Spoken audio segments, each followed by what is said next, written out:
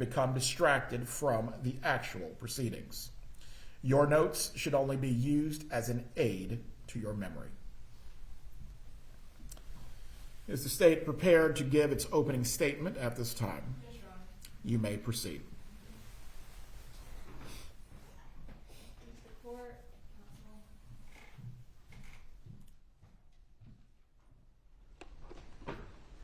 Good morning, everybody. Again, I'm Sarah Catherine Dugan. Georgia Kappelman and I are representing the state of Florida in this case. And this is the defendant, Donna Adelson. We see her here at the defense table, and this is how she appeared back in 2014 when this crime occurred 11 years ago. And the reason that we're here today is because this defendant, Donna Adelson, was part of a conspiracy to hire a hitman to kill her former son-in-law, Dan Markell. This murder was set into motion because back in 2014, this defendant's family had a big problem. And the big problem was Dan Markell. And the solution to that problem was the defendant's son, Charlie Adelson. Charlie Adelson was the solution because he had a girlfriend with connections to the type of people who were willing and capable of pointing a gun at a complete stranger and pulling the trigger. The victim in this case, Dan Markell, was known as Danny to his friends and family.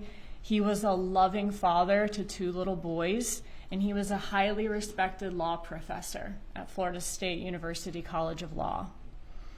Tragically, on July 18th of 2014, Dan Markell was shot in the head in broad daylight in the driveway of his home in the Benton Hills neighborhood here in Tallahassee. The last day of his life began like any other day of his that summer. He woke up, he took his 2 young sons to preschool, and then he went to the gym to work out. After finishing his workout, he returned home, he pulled into his driveway, and he opened his garage. But little did he know that throughout his entire routine that morning, he was being followed by 2 hired hitmen who traveled all the way to Tallahassee from Miami for the sole purpose of taking his life. And like something out of a horror movie, when he pulled into his driveway, the killers pulled in right behind him. Moments later, Dan Markell's neighbor heard a gunshot, and he looked out the window and saw a light-colored Toyota Prius back quickly out of Dan Markell's driveway and speed away. The neighbor thought that was very unusual, very suspicious, so he waited a second to see if Dan Markell also backed out of his driveway or came out of his house. And when he didn't see him, the neighbor got, a very funny feeling. And he went over to Dan Markell's open garage to see if there was anything wrong. And he found a gruesome scene. Dan Markell's car window, his driver's side window, was shattered. His glasses and his phone were on the ground next to his car. And Dan Markell was behind the wheel. He was unresponsive and moaning and terribly injured. The neighbor called 911, and law enforcement arrived to find Dan Markell with a gunshot wound to the head. He was taken to the hospital, where he survived for about 14 hours before he was pronounced dead. Dan Markell was only 41 years old, and his little boys, who were deprived of their father after this murder, were just 3 and 4 years old. Bless you. Law enforcement began to investigate to try to figure out who did this, who shot Dan Markell. The scene there, the crime scene, left no trace of the killers. There was no fingerprints, no DNA, no bullet casing, nothing was stolen. And so police began to suspect that this may be a professional killing. The little evidence that they do have sends them down 2 separate paths. One path is to track down that light-colored Prius that the neighbor saw fleeing from the scene. And the other is to identify who was inside that Prius. And the other path relates to motive. Who in Dan Markel's life would hate him enough to hire a professional killer to kill him? And after years of tireless investigation, both of these paths led directly to this defendant. So, first let's talk about the path involving motive. We'll go down both paths this morning. Police investigated Dan Markel's personal life to try to figure out a motive in this case, to see who might want him dead. And they learned that Dan Markel was entangled in a very nasty divorce with his ex-wife, who is the defendant's daughter, and his ex-wife is named Wendy Adelson. A review of the divorce case file reveals that Wendy Adelson had asked the court to allow her to relocate to Miami, where she was from and where her parents lived, with her children and Dan Markel's children, in order to be closer to her mother, Donna Adelson, to her father, whose name is Harvey Adelson, and to her brother, whose name is Charlie Adelson. The victim, Dan Markel, as y'all can imagine, is adamantly opposed to this, to his children being relocated to Miami. He works here in Tallahassee. He's a law professor here in Tallahassee. This is where he lives. This is where his kids have been raised. He wants his children here with him.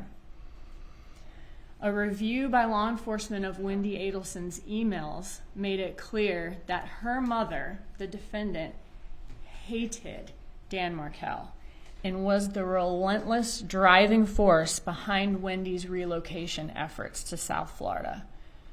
And, being a caring and involved parent is great, but the defendant's participation in her children's lives went beyond mere involvement or even meddling.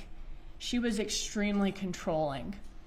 She had very strong opinions about all the decisions in Wendy Adelson's life, whether it be about her career, her relationships, or even purchasing a home.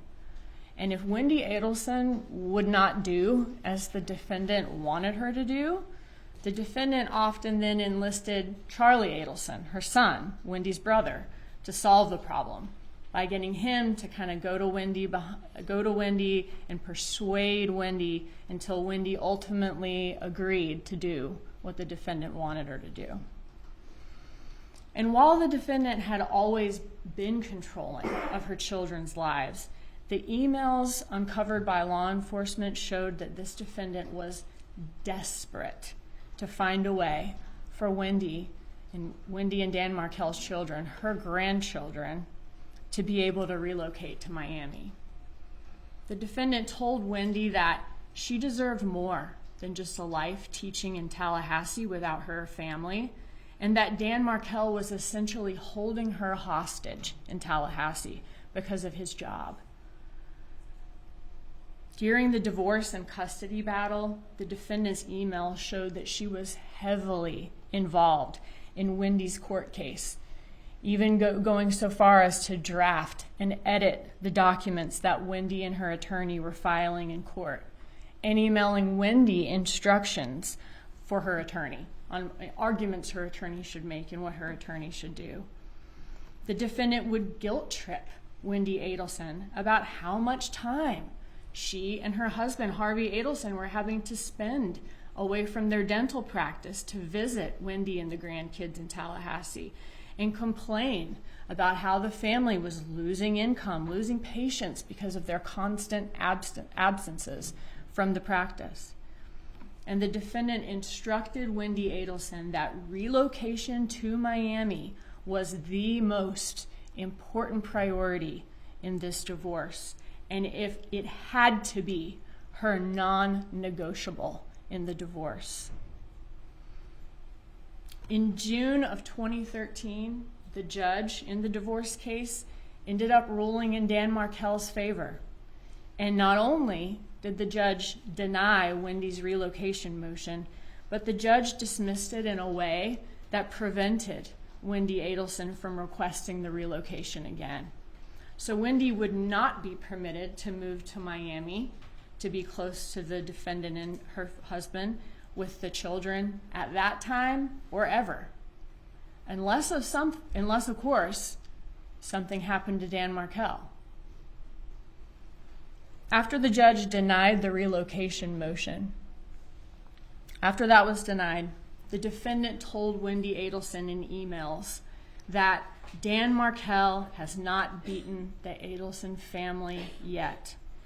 She let Wendy know that the Adelson family is a team and they are trying to win. Donna Adelson suggested in her emails several bribes to get Dan Markel to agree to relocation, like plane tickets, paying for her grandson's education, and the defendant even suggested offering Dan Markel a $1 million bribe to allow the relocation, to let Wendy move to Miami with the boys.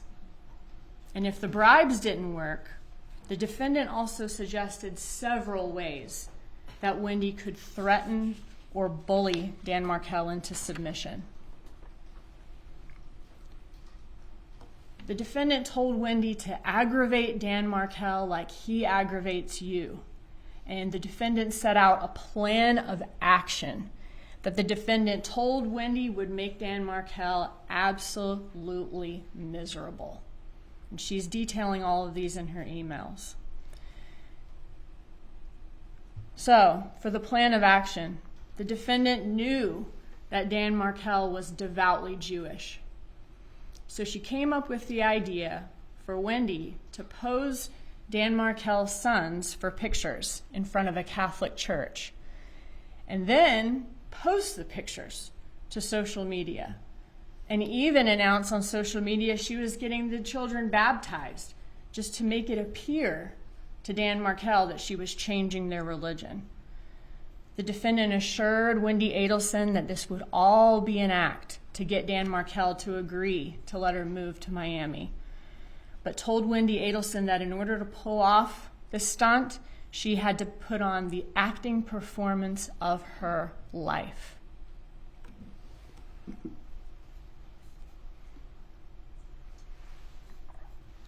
The defendant said that it did not matter to her if Wendy had to dress her two little toddlers up in Nazi or SS uniforms, as long as she was able to get them to South Florida and show Dan Markel that he was not in control.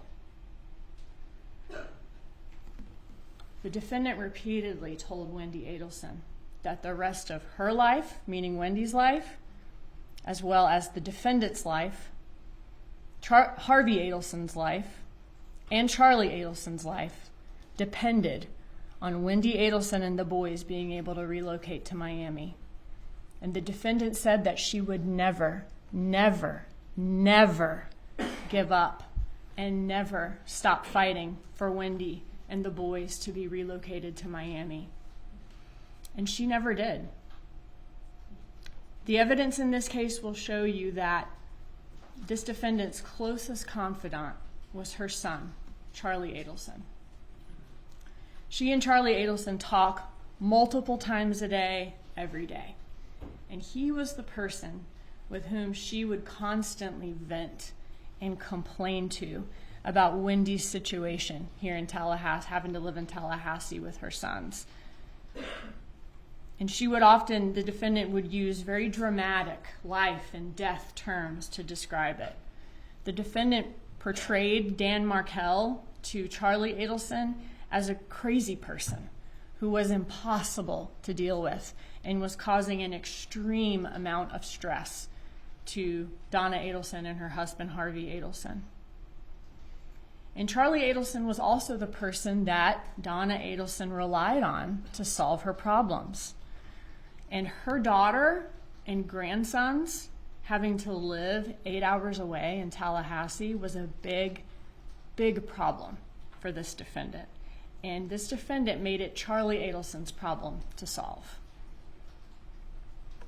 And although the divorce between Wendy and Dan Markel was final a year before the murder, throughout that year, litigation is still ongoing, to say the least. Each side is continuing to routinely file violations of the custody agreement, violations of the settlement agreement, and that continued right up until Dan Markel's death in 2014.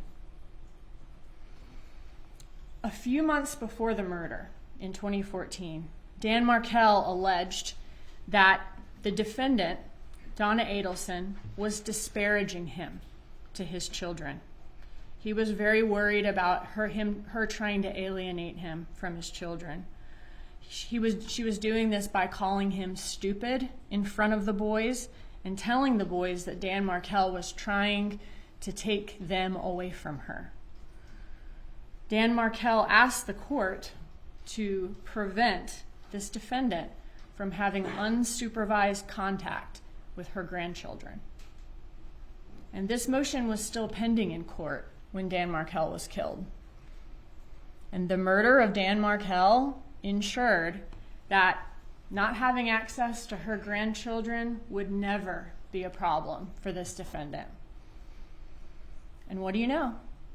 About 48 hours after Dan Markel was killed, after the shooting happened, Wendy Adelson and the little boys relocated to Miami, moved into the defendant's home with her, and the boys started school down the street. And just like that, their father was effectively erased from their lives, and the Adelsons' big problem had been solved. You'll hear during this trial that the Adelson family is a very tight-knit family. The defendant, her son Charlie Adelson, and her husband Harvey Adelson actually all worked together at their family's dental practice. The defendant, Harvey Adelson and Charlie Adelson are dentists there, and the defendant managed their accounts at the office. She was the details person. And this defendant, though, she managed much more than just the office for the Adelson family. She was the matriarch, and a domineering one at that. She ran the office, the home, and the lives of the Adelson family members. After Dan Markel was killed, law enforcement interviewed Wendy Adelson. Wendy Adelson told police, and the police confirmed this, that she was at home having her TV fixed, at her home in Tallahassee, having her TV fixed at the time of Dan Markel's murder. And when police asked her, well, do you know anyone who would have a motive to kill Dan Markel? Wendy Adelson acknowledged that her family had a motive to want Dan Markel dead, and said that her parents had more reason to dislike Dan Markel than anybody else. At one point in the interview, police allowed Wendy Adelson to make a phone call to her parents to let them know that Dan Markel had been shot. And after she got off the phone with her mother, the defendant, Wendy Adelson said to police, "Well, they acted surprised, so that's a relief." And when asked by law enforcement if anyone could have killed Dan Markel on her behalf, she also told the police about her brother, Charlie Adelson. Wendy admitted to police that her brother, Charlie Adelson, had joked that he looked into hiring a hitman to kill Dan Markel as a divorce present, but decided to buy her a TV instead because it was cheaper. And what do you know? The same TV that Charlie Adelson bought his sister as a divorce gift would be Wendy Adelson's alibi the morning of the murder. An alibi, the TV repair appointment that was set up by her parents, Harvey Adelson and Donna Adelson, the defendant. So this path of looking into Dan Markel's personal life to see who would have motive to kill him leads law enforcement to the Adelsons including this defendant, a woman who vowed to never, never, never, never give up on getting her daughter and grandsons to Miami, and her son, Charlie Adelson, who told his family that he'd looked into hiring a hitman to kill Dan Markel, as Wendy said, was just a joke. But if Charlie Adelson was just joking about hiring a hitman, that joke, that stopped being funny when Dan Markel was actually killed by a hitman. While the police are trying to investigate motive, they are simultaneously following that second path of the investigation by tracking down that light-colored Prius the neighbor saw fleeing from the scene.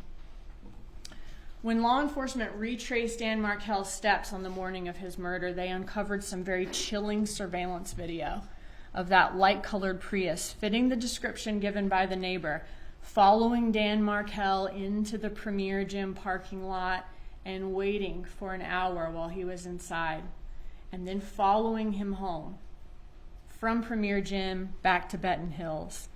And these surveillance images, coupled with a massive amount of phone and SunPass records gathered in this case, help police track down the exact car used to commit this crime. But police still had to figure out, okay, we got the car, but who was in this car? And why did that person kill Dan Markel? So law enforcement did a painstaking review of digital evidence in this case. And when I say painstaking, finding this Prius and finding evidence in these phone records was not an easy task. And it took much longer than your average investigation of a shooting, as you'll hear. But law enforcement eventually found that needle in the haystack. They found a number that communicated with the cell tower that services Premier Gym at the exact time when the Prius was there.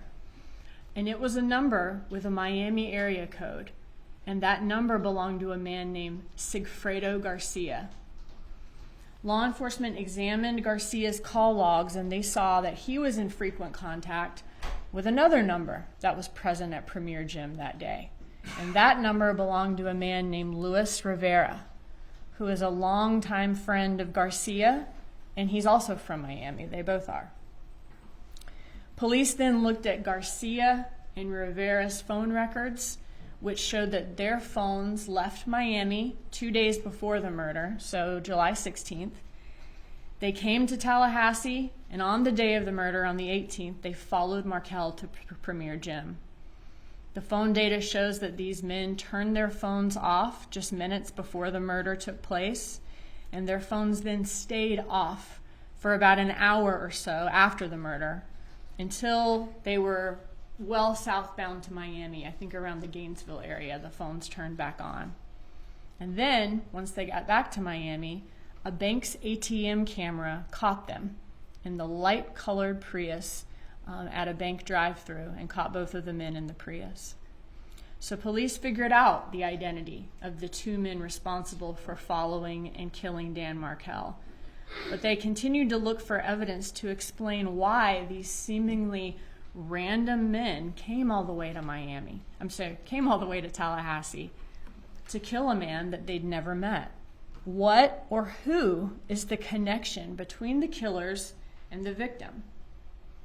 The defendant in her emails obviously had demonstrated ample motive to want Dan Markel dead, but how do we get from these two random and hired killers to her?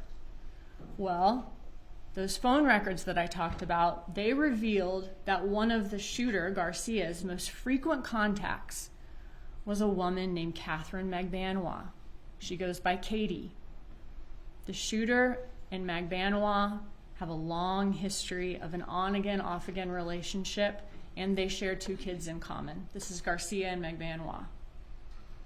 And lo and behold, these 2 paths of the shooter's car and the motive, they converge when law enforcement sees that Catherine Magbanois is also one of the most frequent contacts in the phone records of Charlie Adelson, the defendant's son.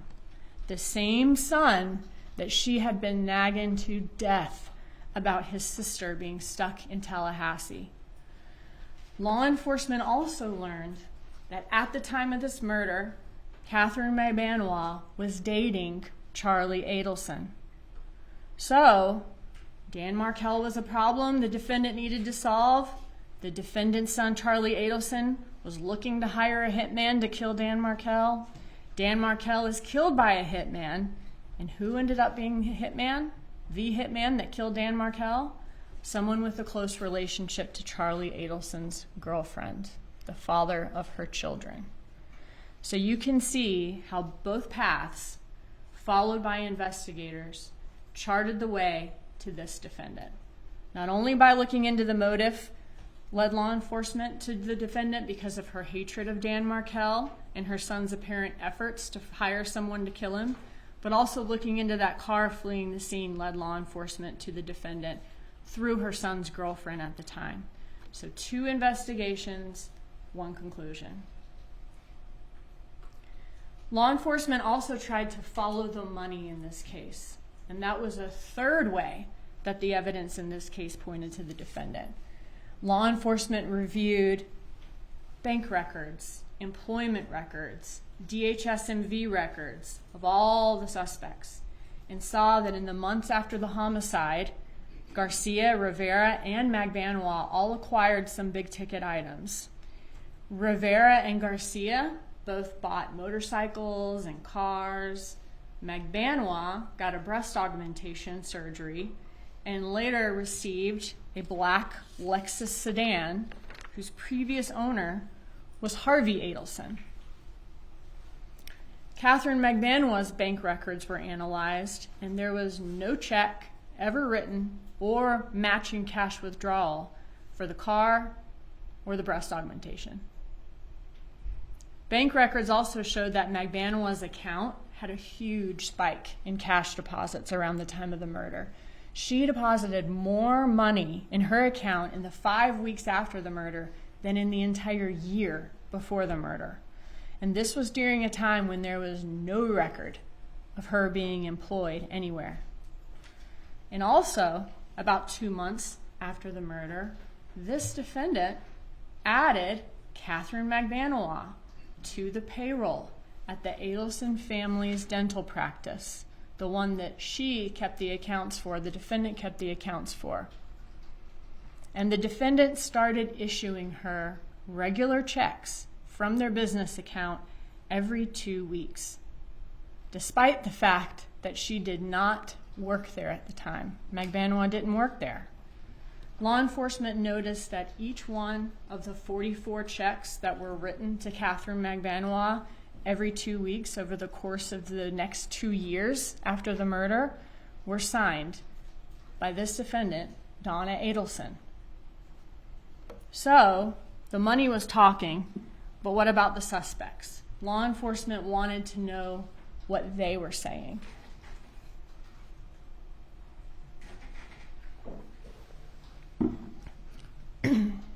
In examining the phone records in this case, law enforcement noticed a distinct pattern of communication surrounding important events or dates in this case.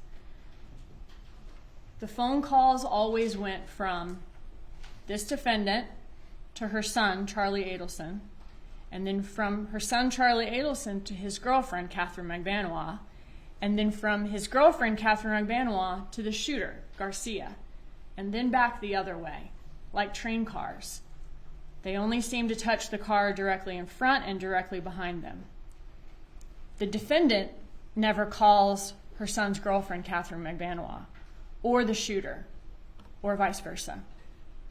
Charlie Adelson never calls the shooter, or vice versa.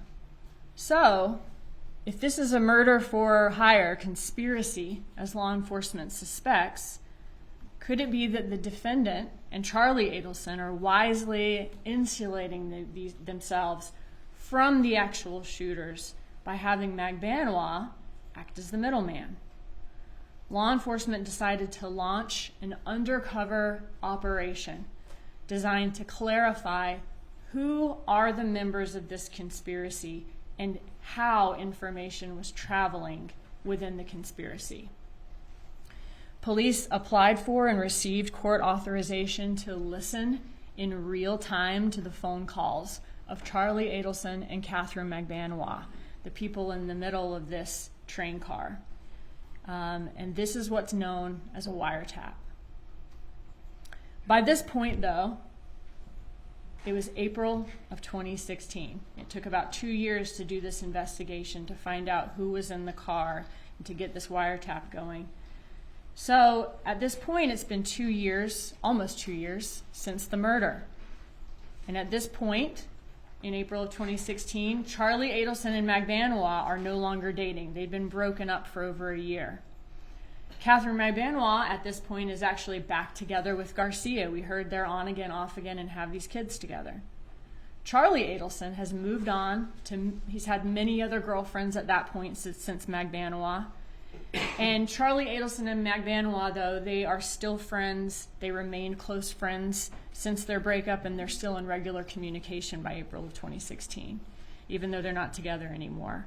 Rivera, the second hitman in that Prius, was in prison by this point, doing time on an unrelated charge. And the defendant is happily taking care of her grandkids all day, every day. So all the members of this conspiracy have presumably gone on with their lives, believing they've gotten away with murder. So what reason would they have to be discussing the murder at that point if police are listening in? They wouldn't. So police needed to stage an event that would generate some conversation, some activity between the members of the conspiracy so they could see who the members of the conspiracy were. Their plan was to send an undercover agent posing as someone on behalf of Luis Rivera. He was the hitman who was incarcerated by April of 2016, to walk up to the defendant, Donna Adelson, on the street. There's a fly right in front of me that won't leave me alone. To walk up to Donna Adelson on the street and try to blackmail her for money. Law enforcement refers to this as a bump. So, this undercover agent posing as a blackmailer, and this is an actual picture from the surveillance cameras, that this is the undercover agent passing a piece of paper to Donna Adelson back in 2016. This undercover agent is posing as a blackmailer. He hands the defendant a piece of paper, and on the piece of paper is a news article about Dan Markel's murder. And written on the piece of paper is a phone number and the amount of $5,000.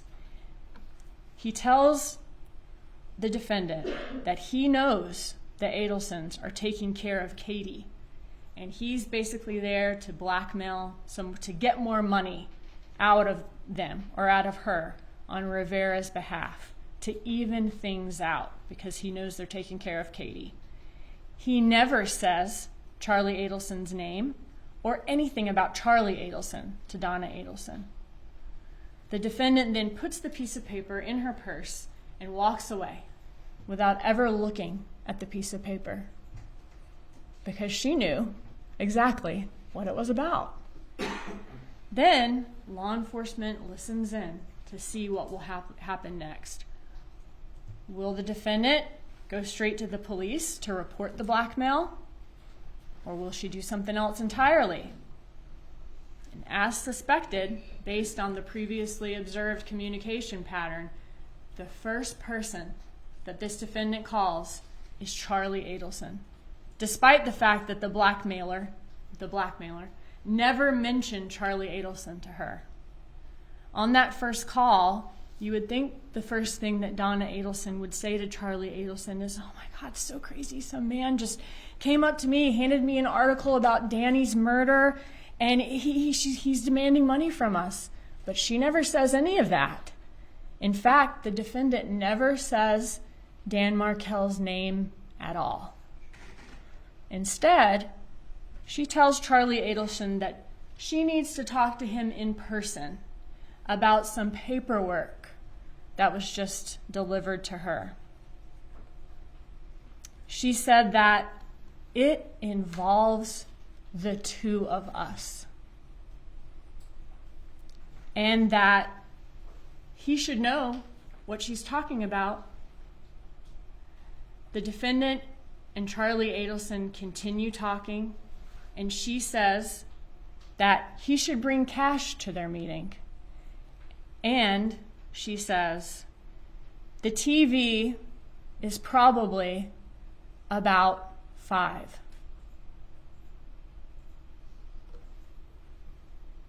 The defendant tells Charlie Adelson that the man who approached her mentioned an ex-girlfriend. The defendant never says which ex-girlfriend of Charlie Adelson.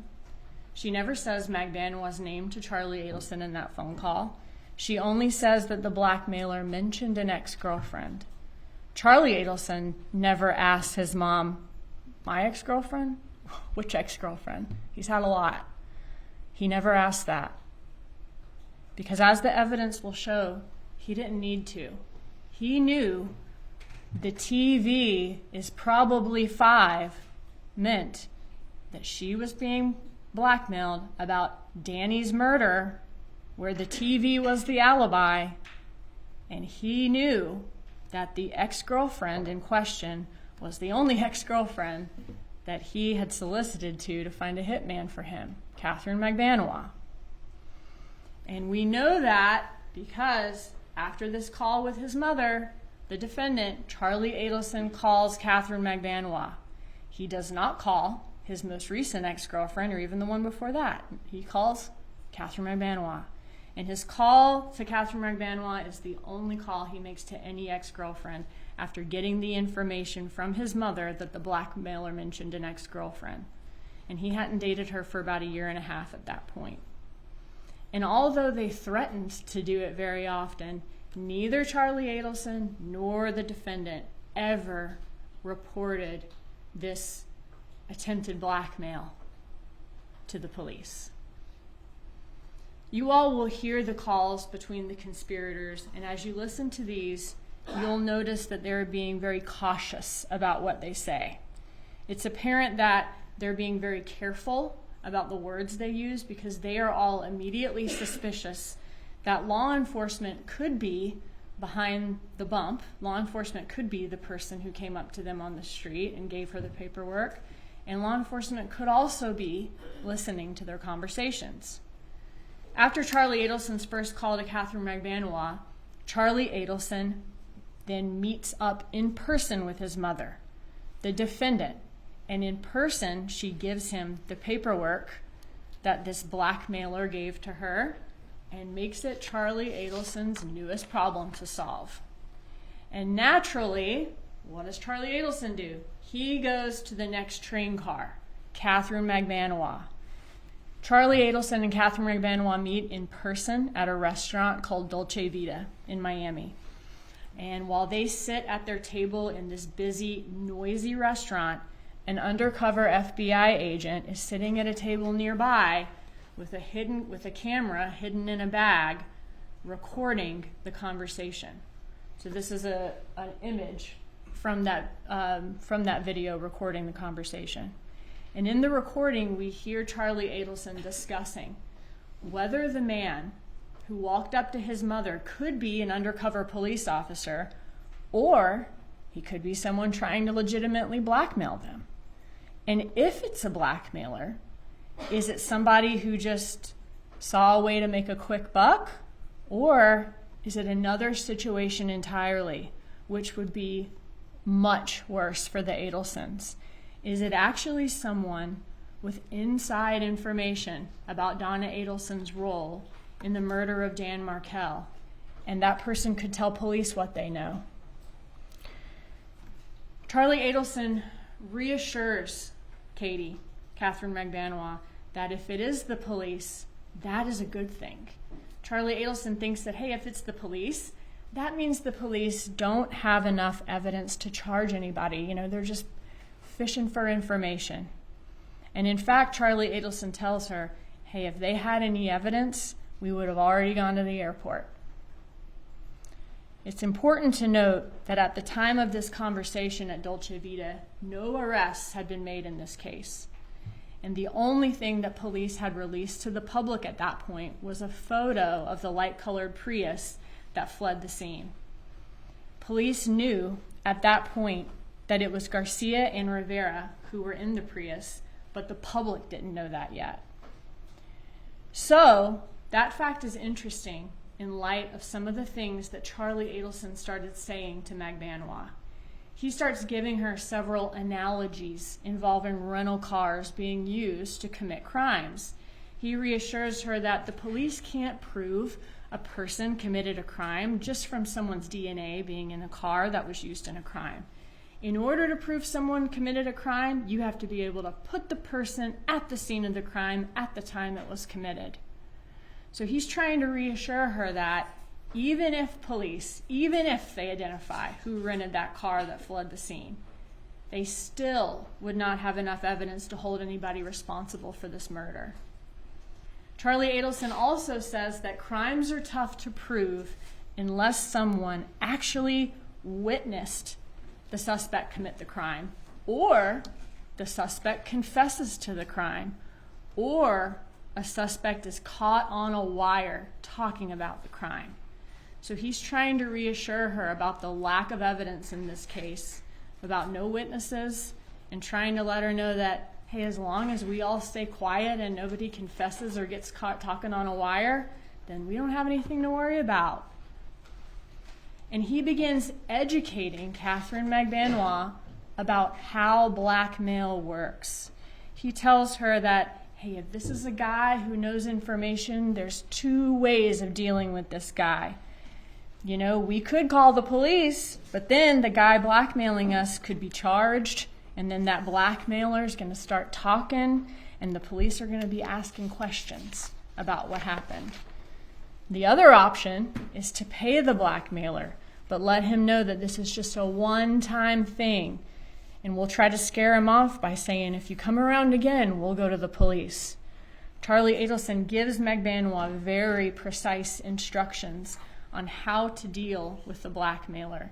He tells her to call the blackmailer and tell her that my friends, meaning the Adelson family, have no idea what you're talking about, and I'm just going to give you this money as charity.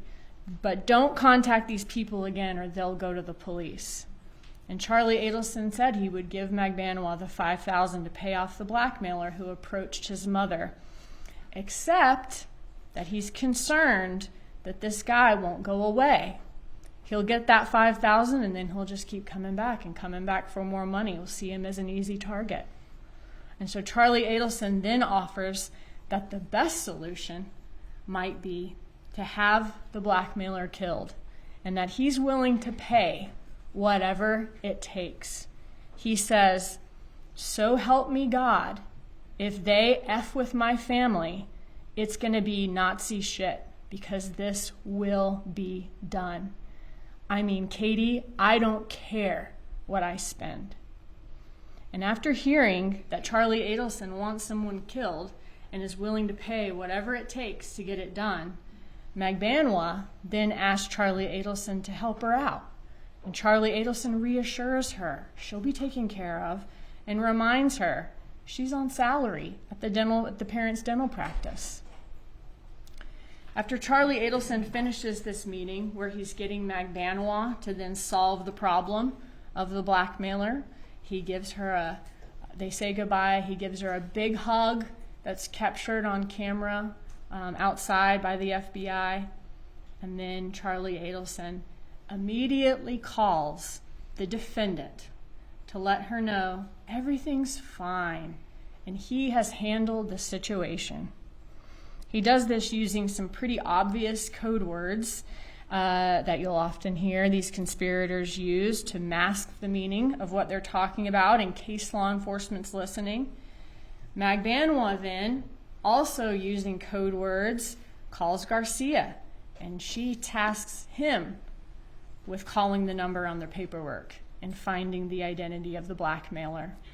And in the series of recorded calls that y'all are going to hear later this week, you'll hear these conspirators talking and using words like TV, relationship advice, false leads, listings, patients, properties, clients, rap songs, CDs, pigs, all these terms that are obviously normal words, but they're used in context that, if you're listening to the conversation, don't make sense. So after that undercover operation was over in 2016, Luis Rivera and Sigfredo Garcia are arrested, and they're charged with the same charges before y'all in this trial. Luis Rivera, who was the second person in that Prius, cut a deal with the state and told law enforcement the truth about the murder of Dan Markel and the people responsible for it. He told police that he was hired by his longtime friend Garcia to help kill Dan Markel. Rivera described how Garcia told him that this was a job that Magbanua was able to get for them, and it was in Tallahassee, and it paid $100,000, and that Rivera was going to get a third of the money. Rivera said that during the trip to Tallahassee, Garcia had a piece of paper with a picture of the man that they were hired to kill and some handwritten notes. And during that trip, Rivera said that the first call that either of them made after the homicide was from Garcia to Magbanua, where Garcia told her that the job was done and Magbanua assured them they would get their money the next day, which they did. That Magbanua brought the money the next morning to Rivera's home. And law enforcement checked cell phone records, which corroborated Rivera's information. Law enforcement told police that the money that he received from Magbanua the next day was packaged in a very unusual way. The money was basically in stacks of 1,000. Each stack was made up of $100 bills that were then stapled together. And after each stack was stapled together of 1,000. And after learning this from Rivera, Magbanua was arrested, and that was in October of 2016. During this trial, you'll hear that the Adelson family had access to a lot of cash because their family gave cash discounts at their dental practice. Like if you paid in cash, you would have to pay less than if you paid on a card or check. And they kept the cash that they received in stacks, and they stored it in a safe. Law enforcement also learned from Charlie Adelson's friends that Charlie Adelson had a very unusual practice of keeping his money in these $1,000 stacks that were stapled together, just like the money Rivera received. And over the last few years, since the 2016 arrests of Garcia and Rivera in May, and then of Magbanua in October 2016, law enforcement has not stopped working on this case. 3 years after Garcia's arrest, in 2019, he was convicted at his trial.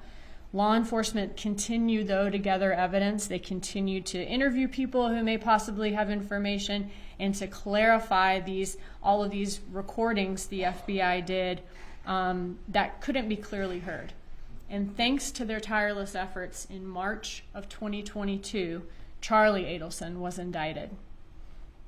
2 months later, in May of 2022, Catherine Magbanua's case went to trial, and she was convicted.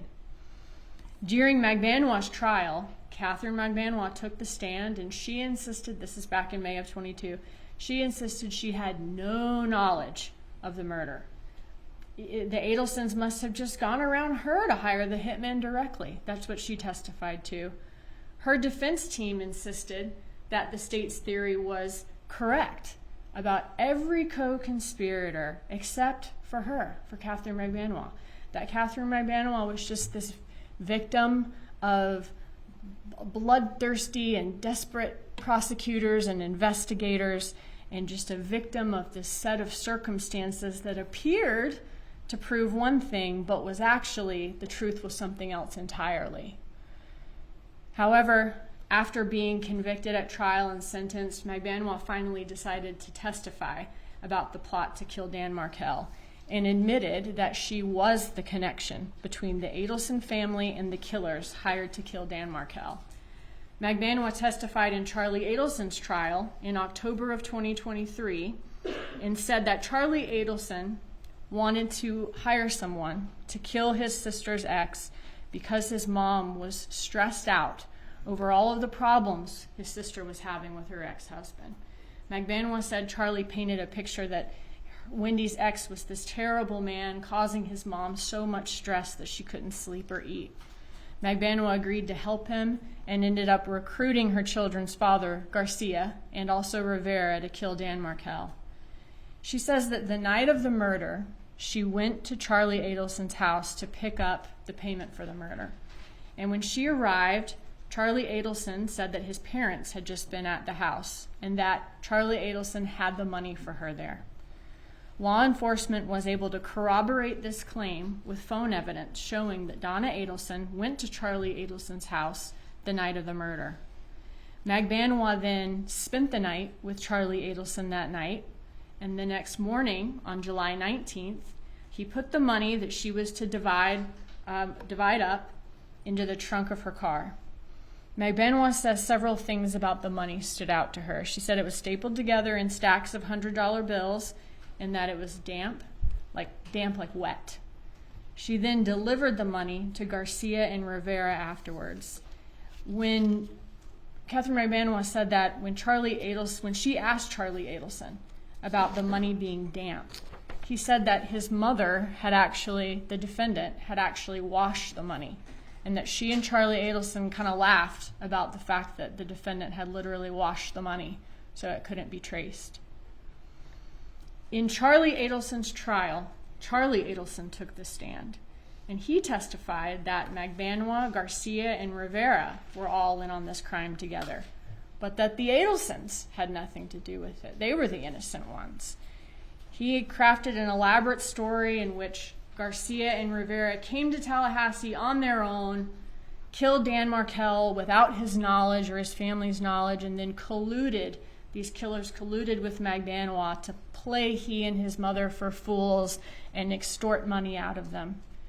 And for many reasons, which will be revealed to y'all in this trial, Charlie's interpretation of the facts was not reasonable to believe, and he was convicted. Charlie Adelson was convicted in November of 2023, and within hours of his guilty verdict, this defendant began to plan to flee the United States to a country that she could not be extradited from in order to avoid being arrested for Dan Markel's murder. The defendant, on her phone, researched countries that did not have extradition treaties with the United States, and she applied for an emergency visa to Vietnam. She was overheard planning to put her money in trust for her grandchildren, and she and her husband purchased one-way tickets with a fast-track emergency visa to Vietnam. And Vietnam does not have an extradition treaty with the U.S., as she would have learned from her searches. And just days later, she was stopped by law enforcement on the jetway in Miami International Airport, where she was boarding her one-way flight to Vietnam, and she was then charged for her participation in the murder of Dan Markel.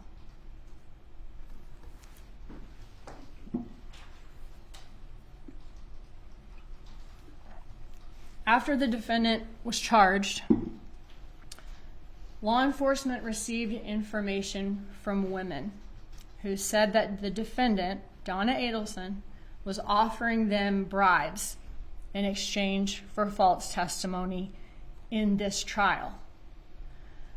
They said Donna Adelson promised them money, housing, veneers, prescription drugs, if they were willing to testify that Catherine Magbanua told them a completely different story about the crime than the one that she would be testifying to. One informant was even able to show law enforcement a script, a question and answer session for a direct examination in trial that Donna Adelson herself wrote, and that Donna Adelson wanted this informant to memorize and come into court and perjure herself by reciting it to you here in trial. Please listen to all of the evidence that y'all are going to see and hear in this trial. I know it's been a long week already, and we have a lot of evidence for you in this case, but when you do, you will see that this defendant conspired with her son, Charlie Adelson, who solicited his girlfriend, Catherine McBanois, to get this murder done. And then this defendant paid her with cash, with checks for the job once it was completed. The defendant acted in furtherance of this murder plot that went beyond just thinking about it or just talking about it. And these acts make her guilty as a principal to first-degree murder, just as if she was the one pulling the trigger in the garage herself. And while the defendant's choices helped solve a problem within her family, they came at a very high price. She took the life of a loving father of 2 little boys and caused a lifetime of grief for Dan Markel's loved ones. And at the conclusion of the evidence in this case, you will be convinced beyond any reasonable doubt that this defendant is guilty. And at that point, we'll ask you for the only verdict that does justice in this case, which is a verdict that this defendant is guilty as charged. Thank you. All right. Briefly approach.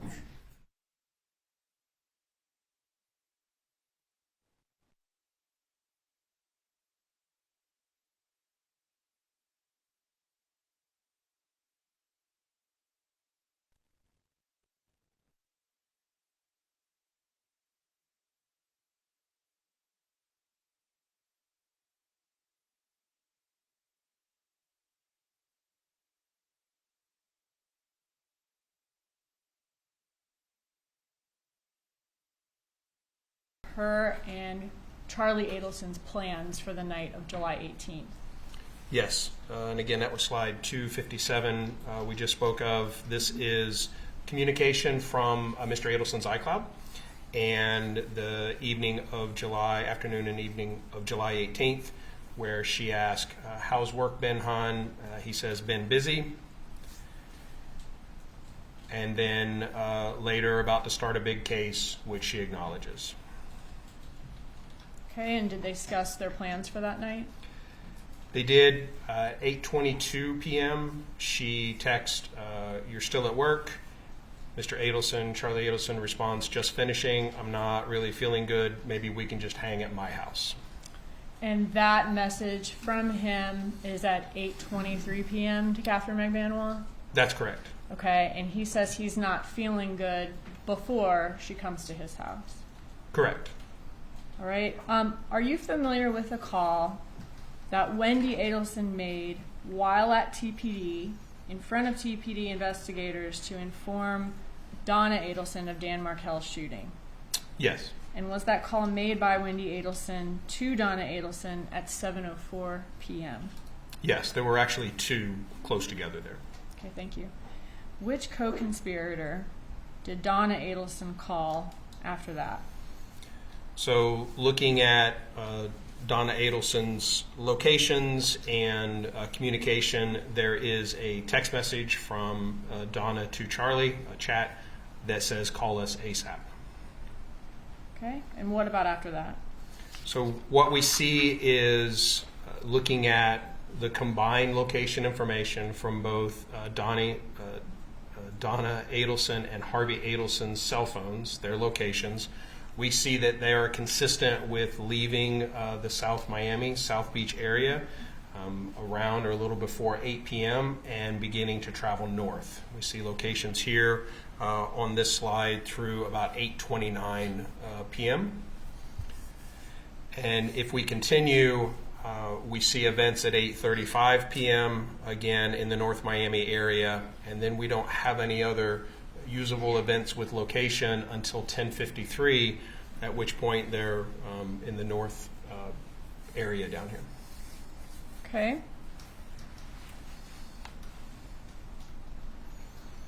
Can you go back to just the slide right before this?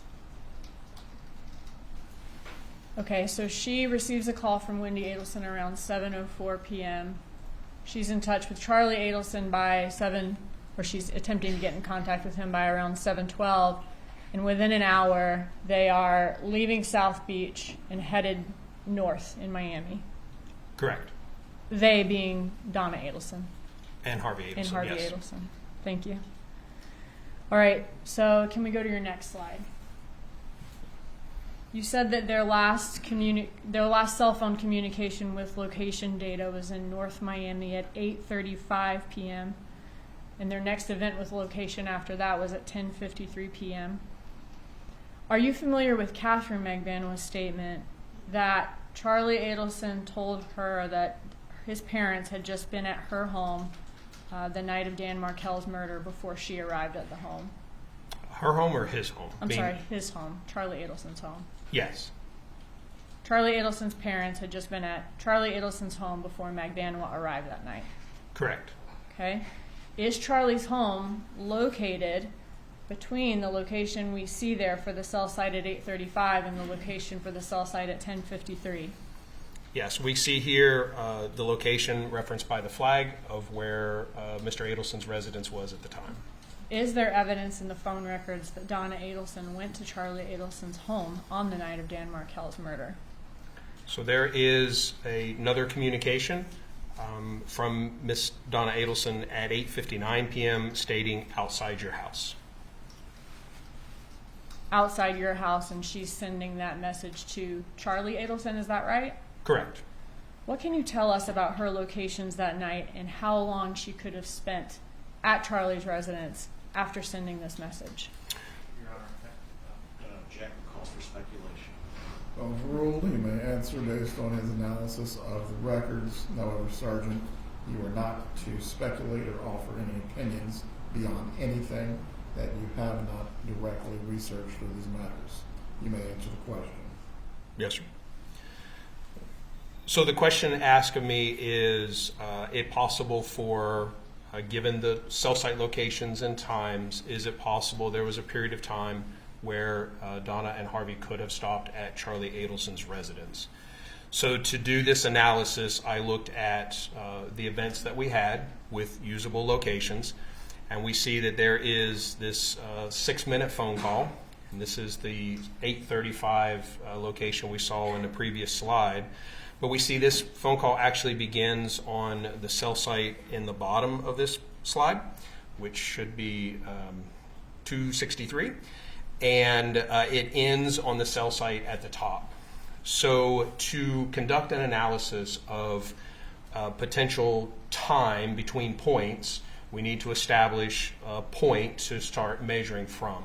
So my estimation of the approximate handset's location between these two cell sites for this phone call is approximately the area of that 832 little call out here in the middle. So that is the point that I started, again, with based on these two phone call, or the beginning and ending cell sites, estimated that the handset was approximately in the area of that marker at 832. Same thing for the ending phone call, or the next phone call that we had at 10:53.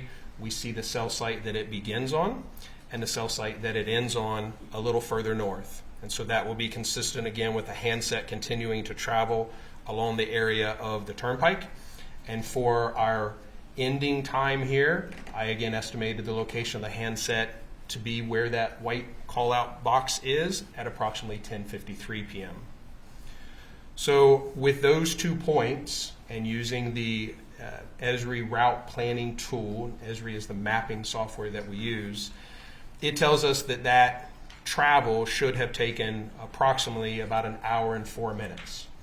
And what we see is between 8:32 and 10:53 is actually 2 hours and 21 minutes. So the distance traveled is not consistent with the time consumed. You spoke about Esri. Is that also the how Department of Transportation estimates mileage as well? Yes, if you go to the official Department of Transportation site to get mileage for business travel, they use the same software. What can you determine about when Donna Adelson would have reached Charlie Adelson's residence according to this estimated travel time? So if we look at this, and again, we see the area of Charlie Adelson's residence. We have the message at 8:59 that says outside your house. Charlie responds to that about 20 minutes later with 10 minutes. So again, using the same route planning we see that that should have taken approximately 25 minutes to travel from our 8:32 starting point to Charlie Adelson's residence. And so that would have put the estimated time of arrival at his residence 8:57, and the text message is sent at 8:59. So that would be pretty consistent. So the text message time is consistent with the estimated time it would take to get from the last known location to his house. Correct. And in that text message, she says, outside your house to him. Correct. And then he gives her an estimated amount of time before he'll be at his house, 10 men. Correct. And what we see looking at Charlie Adelson's locations, the 9:19, when the text message is sent, we can see the cell site that his handset is using. As we continue down slide 268, we can see that he has communication at 9:21, and then the next cell site he has is, or cell site time he has is 9:40, and that 9:40 time he has become consistent with the area of his residence. So he reaches his residence sometime between 9:21 and 9:40. If we look at the 9:19 time of the text message, that 10 minutes is about correct for when he would arrive home. So he says he's 10 minutes when he's about 10 minutes away en route to his house Correct. after receiving the outside your house text. Is that right? Correct.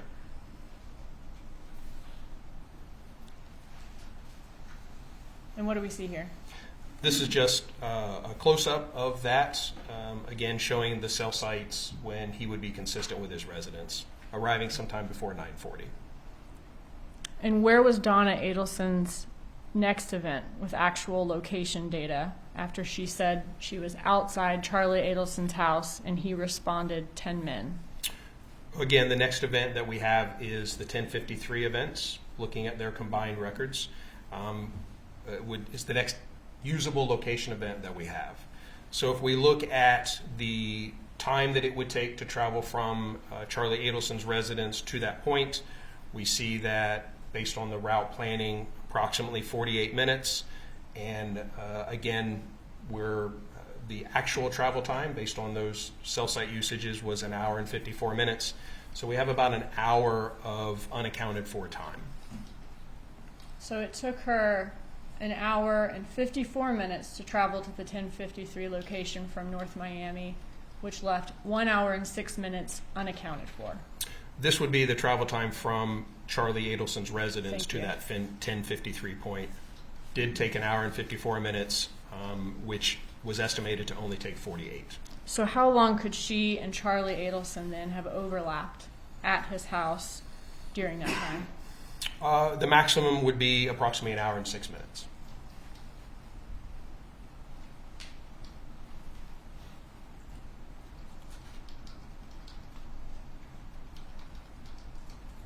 And that would be including the time that she would have been waiting for him to arrive? It would, yes. Okay. So let's say she waited 10 minutes or so for him to arrive. Actually, he sent it 20 minutes after he received the text, right?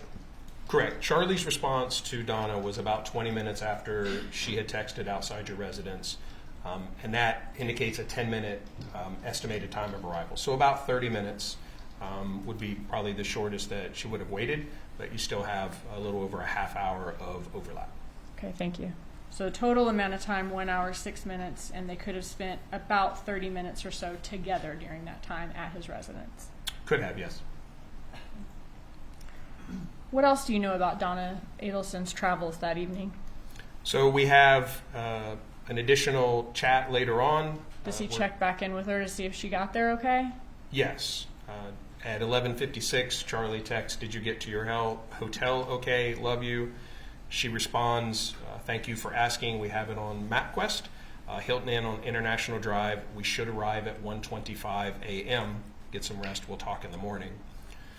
So again, looking at the point of the 1053 estimated location to the location she states she's going to, we see that should have taken about 2 hours and 20 minutes, and which would have made the arrival time around 1:13. Her stated arrival estimated arrival was 1:25. So again, these are pretty close.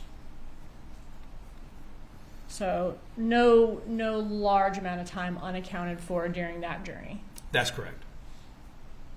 The large amount of time that you have unaccounted for where she says she's outside Charlie Adelson's house is from the 8:35 spot to the 10:53 spot. Correct. Okay.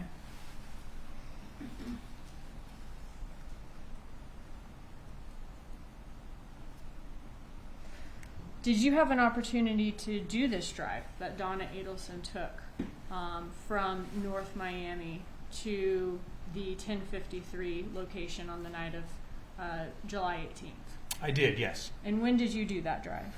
I did that July 18th of this year. And was that on a Friday night this year, just as her drive was on a Friday night in 2014? Yes, And on the same date, July 18th? correct. Can you tell us about that drive? I simply traveled to that area, to the area of that first estimated location at 8:32. I started an exit south of that so that I was at traveling speed, and I traveled to Charlie Adelson's residence.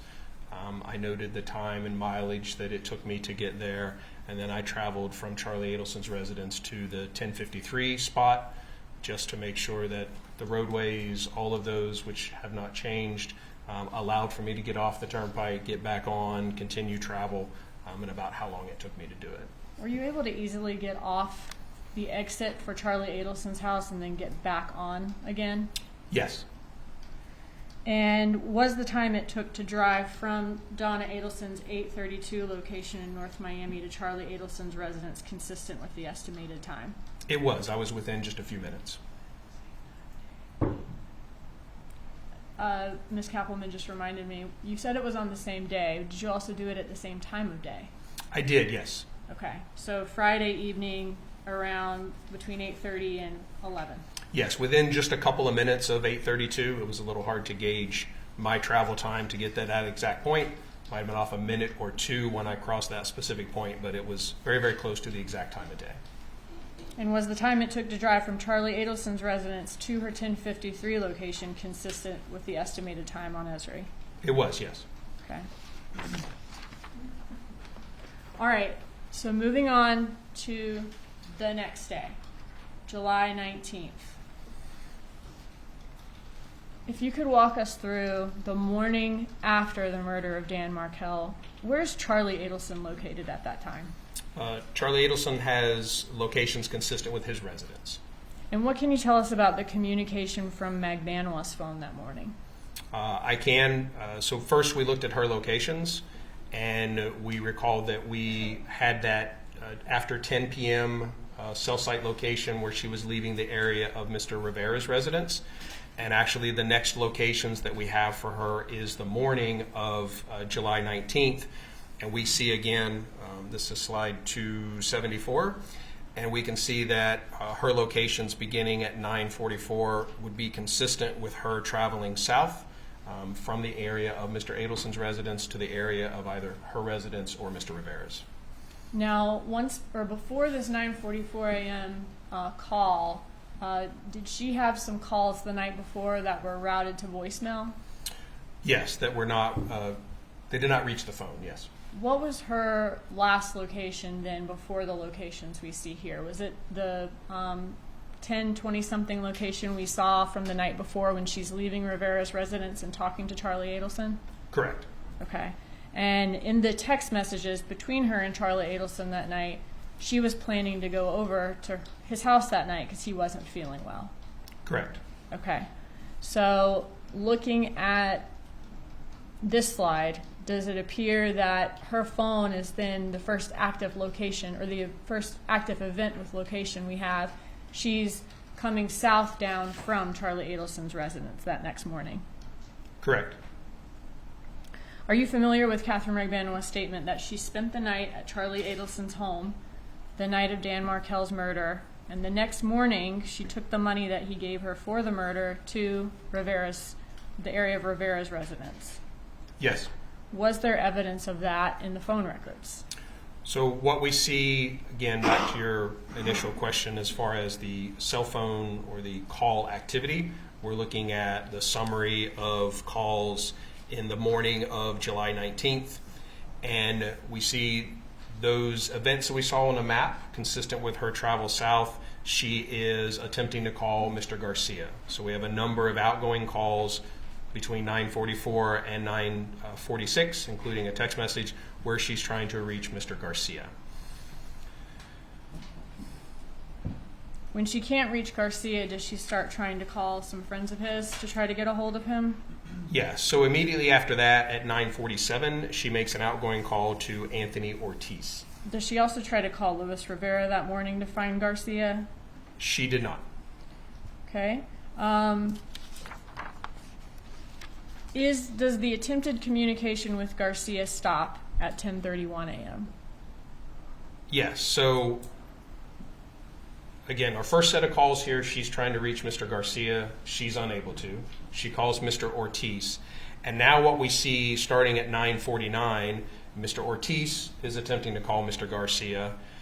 Luis Rivera is now attempting to call Garcia. And it starts this flurry of back and forth phone calls with Luis Rivera and Anthony Ortiz trying to find Mr. Garcia, or trying to reach Mr. Garcia. And that continues through about 10:20 in the morning. Okay, so Magbanwa's calling Garcia's friend Ortiz. Ortiz is trying to call Garcia, and Ortiz also calls Rivera to try to get a hold of Garcia. That is correct. Okay. Eventually, do all of these attempted calls to Garcia stop, and at what point?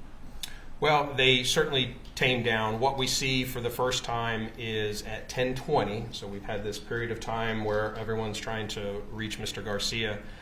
Catherine Magbanwa gets a call from Luis Rivera from his actual primary phone number, and they talk for about 1:40 minutes.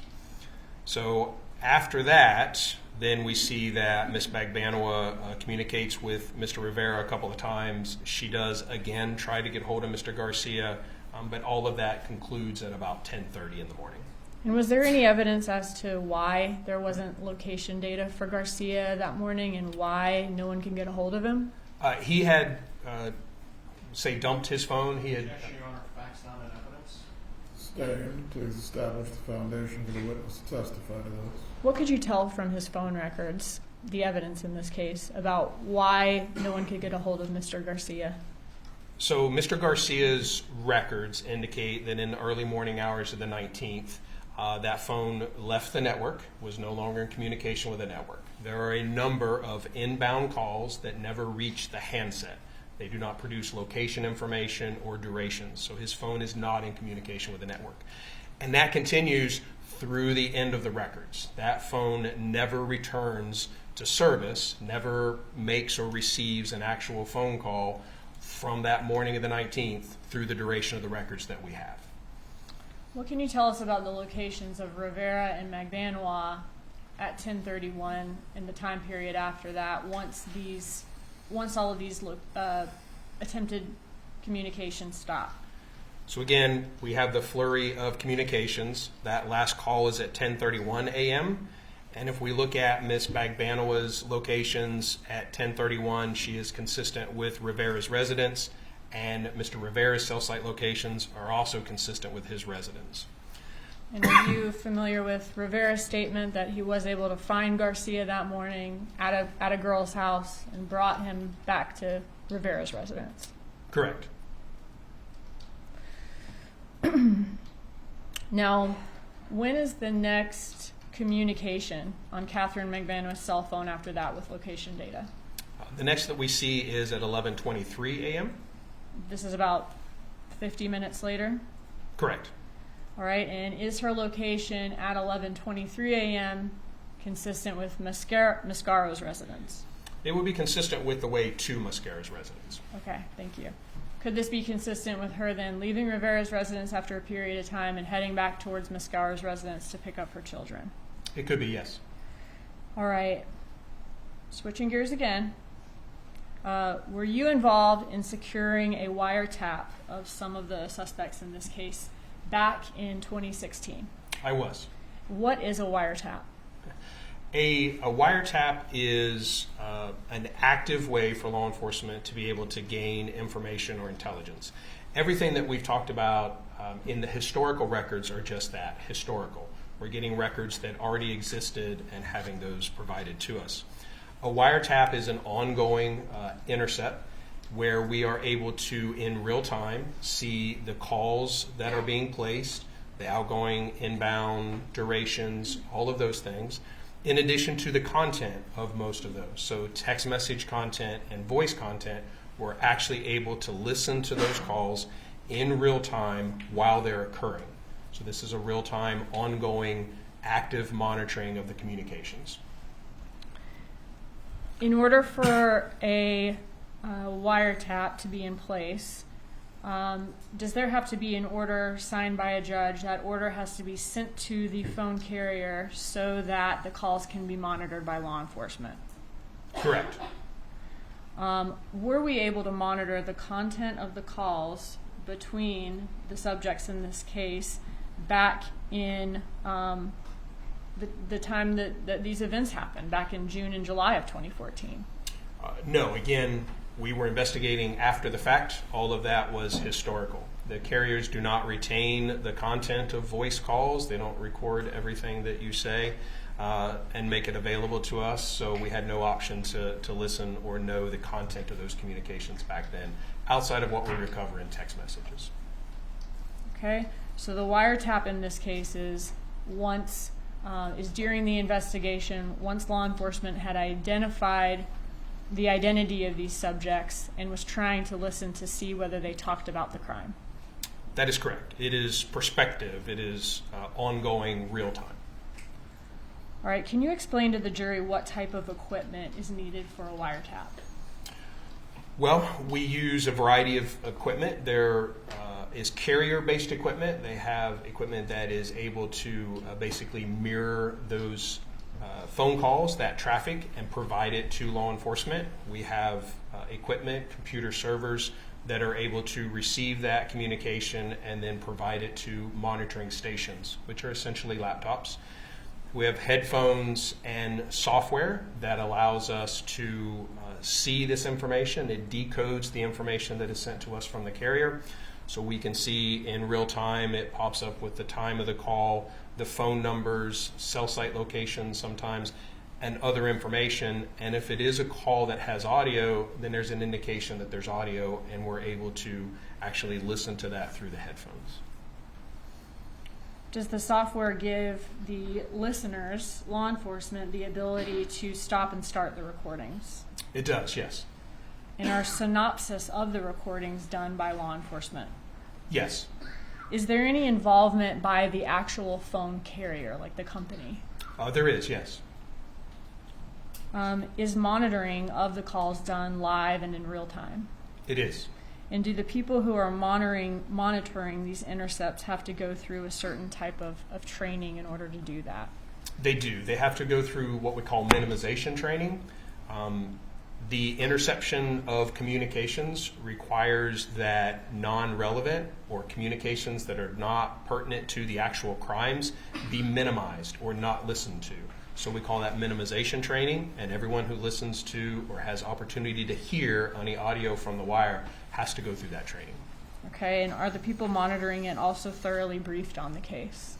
They are. Part of that training is a requirement to read the affidavit that was authorizing the wiretap and to get a briefing from the case agents so that they know in great detail all the elements of the case so that they're able to detect during the phone calls if that conversation is actually relevant to some part of the investigation.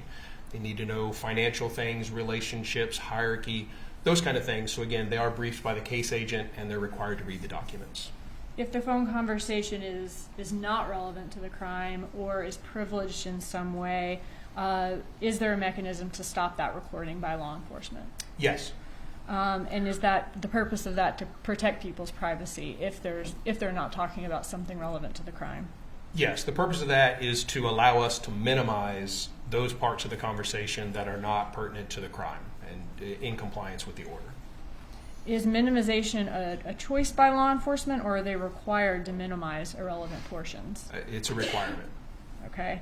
Are you limited in time, or is law enforcement who's listening limited in time, in the time that they have to decide whether what they're listening to is relevant or not? There are a number of things that go into that. Time is one of them, yes.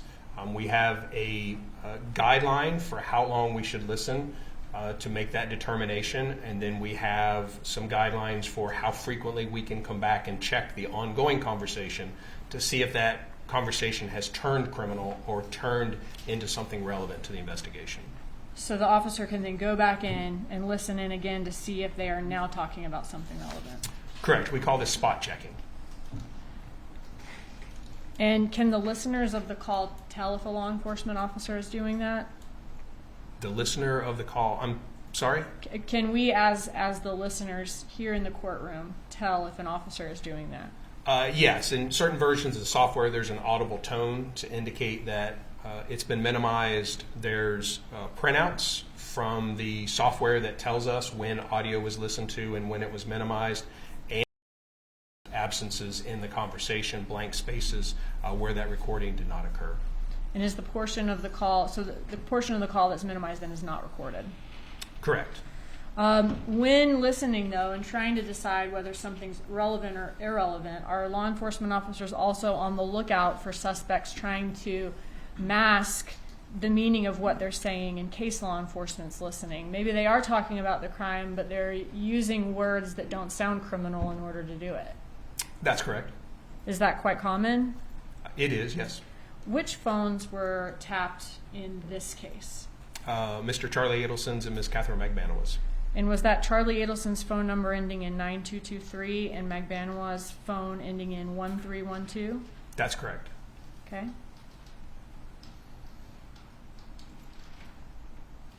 And who supervised the wiretap in 2016 in this case? A number of supervisors. I supervised from a technical standpoint to make sure that the information was being received and operating functionally. The case agent supervised the investigative standpoint. It's a representative from the state attorney's office to monitor the legal side of things, and we have to do periodic reports or updates to a judge during the ongoing wire, alerting him of our progress and seeking authorization to continue. So there's a good bit of oversight. And who keeps or maintains the recordings of the wire calls? A designated officer. At TPD? In this case, yes. And those recordings, are they stored in a secure manner at TPD? Yes. On a few different recorded conversations throughout the wiretap, are you aware of statements made by Charlie Adelson that he does not know who Tudo is? I am, yes. In your review of Charlie Adelson's iCloud, like his text messages in the iCloud, were there messages where he and McBanois are having conversations about mundane things, but he says Tudo to her? He refers to Garcia as Tudo. He does, yes. So the phone records indicate that despite what Charlie Adelson says on the wire, he did know Garcia's nickname was Tudo? That would be from the iCloud return, but yes. Okay. All right. I want to move on to the bump in this case, which the wire calls came after the bump. Can you tell us the date and time of the bump in this case? So these are the records of Donna Adelson's communication during that time frame. This is 4/19 of 2016, and what we see is the bump happened at 1:47 p.m. Who was Donna Adelson's first call after the bump? And meaning the bump is when the undercover agent approached her on the street. The first call was to Charlie Adelson. Did she call Wendy Adelson or Harvey Adelson during that time? Immediately after, no. Did she call Catherine McBanois at any point? No. Anyone else associated with this case besides Charlie Adelson? No. And when was her first call to Charlie Adelson after the bump? 2:09.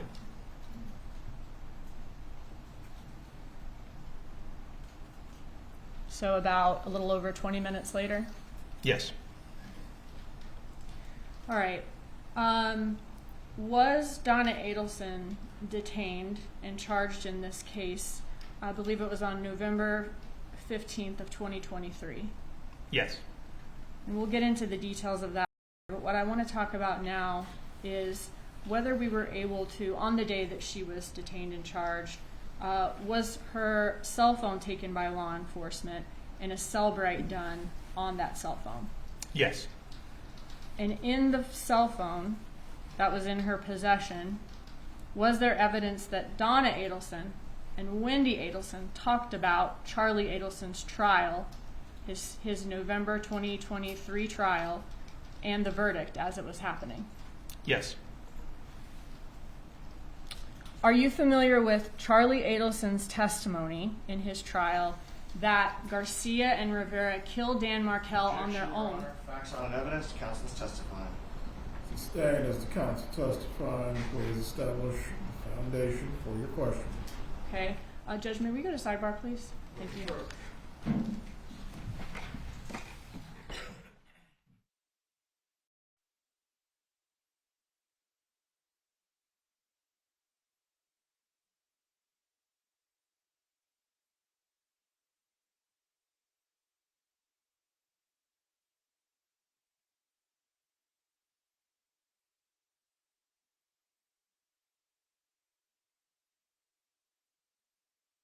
Clearly for the jurors. Please introduce yourself and spell your name.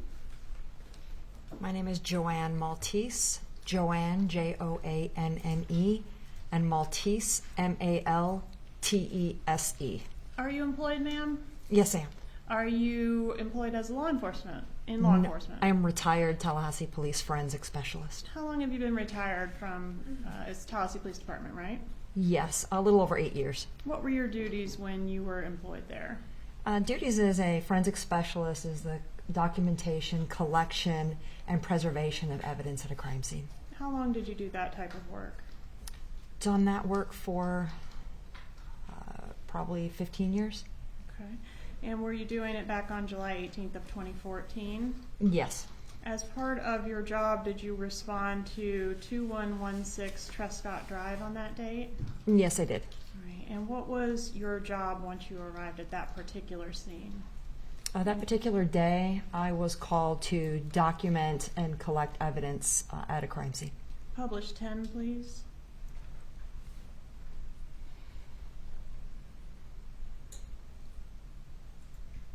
Is this the scene that you're referencing? Yes, it is.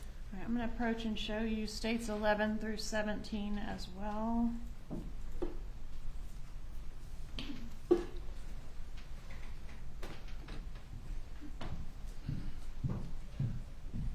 Just have you look through those and tell me if you recognize them.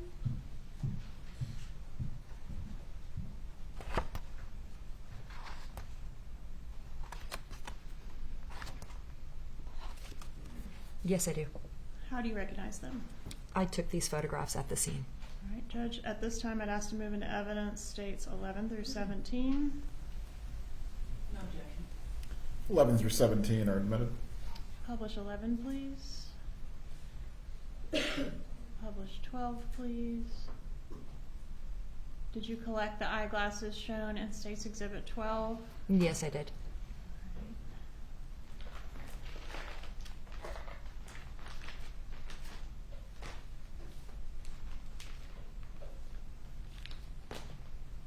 That appears to be half of a pair of eyeglasses. Did you collect both halves? Yes, I did. I'll show you what I've marked as states 121 and 122. Do you recognize those? Yes, I do. Are those the two halves of eyeglasses collected from this crime scene? Yes, they are. Judge, at this time I'd ask to move into evidence states 122 and 123. Any objection? There you are. States 122 and 123 are admitted.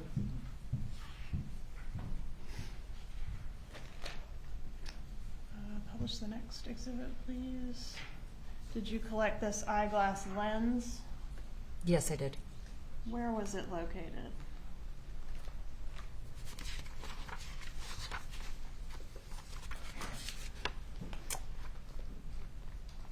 believe that one was the floorboard of the driver's area. Was there another piece of eyeglass lens also collected by Yes, you there that was. day?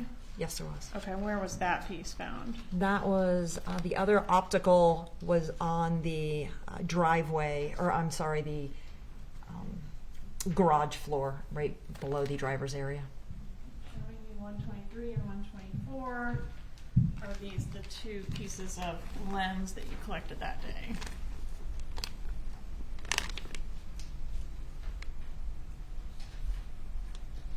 Yes. Move into evidence 123 and 124. Any objection? No, Your Honor. States 123 and 124 admitted. Did you take any swabs or attempt to get any fingerprints from the scene? Yes, I did. And what efforts were made on those fronts?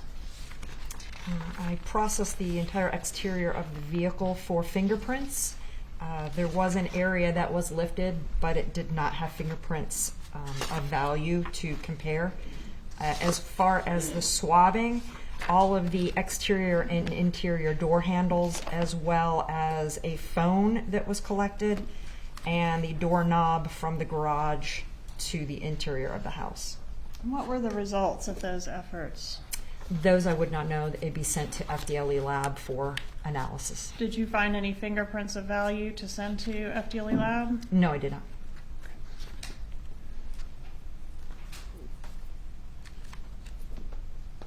Publish states 14, please.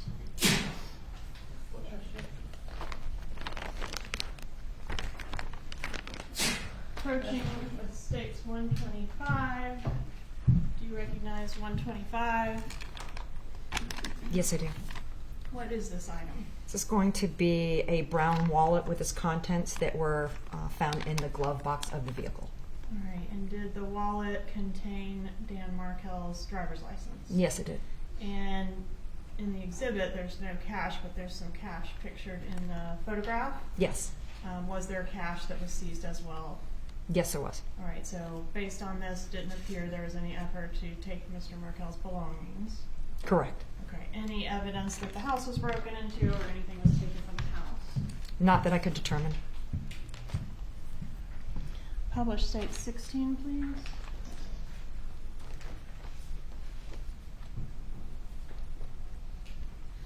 And 17. And then back to 16 if you would. What efforts were made to document this? What is it that we're looking at? We're looking at the front driver's door window that was shattered with a hole in it. Okay. And what did you do to try to document this? The glass was very fragile because it was broken, so prior to doing anything to it besides fingerprinting, I would have put clear tape on both sides, the interior and the exterior, just to hold it in place for transportation and collection.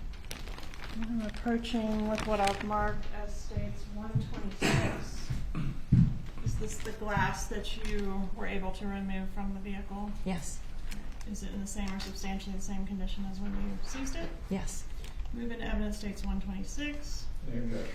No, Your Honor. States 126 is admitted. I publish. You may. And the glass evidence, is that consistent with a gunshot? Yes, it is.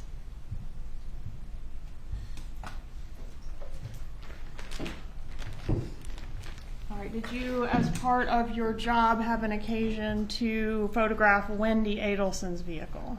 Yes, I did. Was that done the same day that you collected this other evidence? Yes, it was. Where did you photograph her vehicle? Her vehicle was towed to the Tallahassee Police Department. I'm going to approach and show you what I've marked as states exhibits 18 through 21.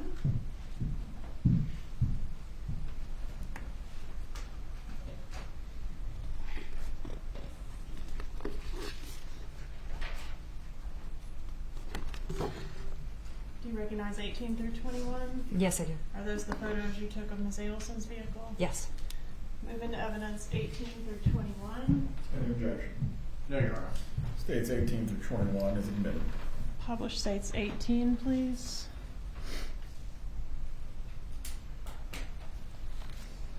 Published 19. Published 20. What is this item?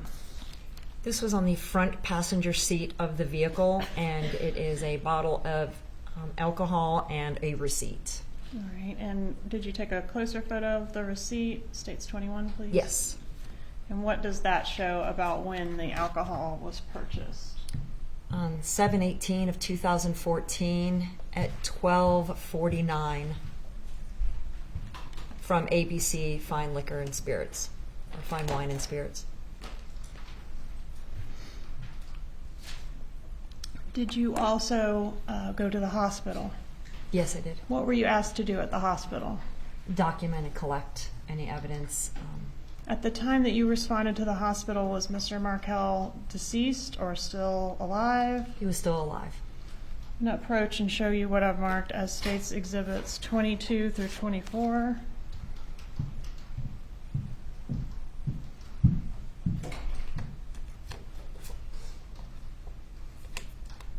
Do you recognize these exhibits? Yes, I do. How do you recognize them? I took those photographs at the hospital. Are they fair and accurate photos of how Mr. Markel looked that day? Yes.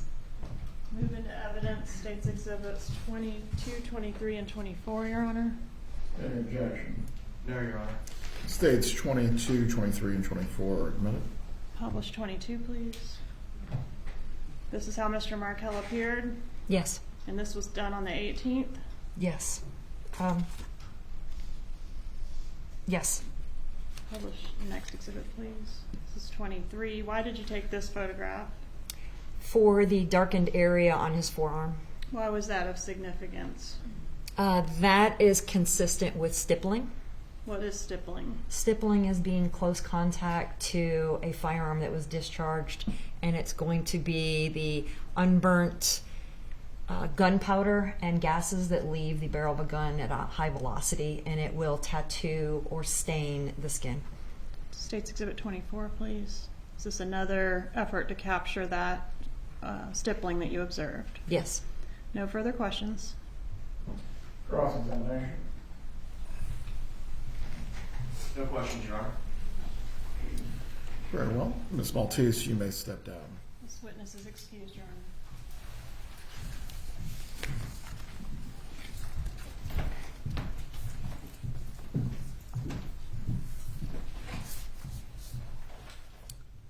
Please call your next witness. The state calls Dr. Clark.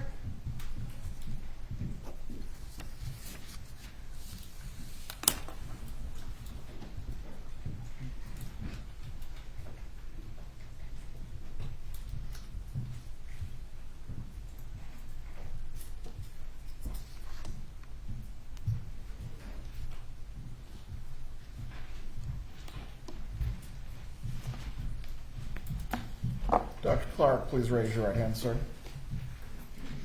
Do you swear or affirm the testimony you're about to provide will be the truth? Yes, I do. You may take your seat. Thank you. Please speak loudly and clearly.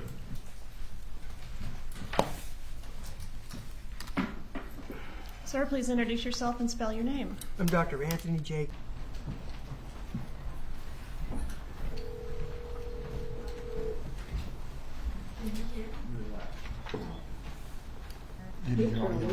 Hey, how are you? Good. How are you? Good. Just got home from work. Oh boy. Wonderful. Yeah, I had some barbecue up in Jupiter. That's why I just wanted to avoid traffic. Oh, okay. Okay. So you're done for the week? You're not working tomorrow, are you? I actually am working tomorrow. Oh. I know. And then I was off Monday. Yeah, oh, that's good. That's right. That's fine. I Are don't you care. good? Yeah. Just trying to earn a living. Tinker? Yeah, I know. Okay, let's go to 8 Yeah, minutes that's and about 2 of 56 the seconds. guys that I need to-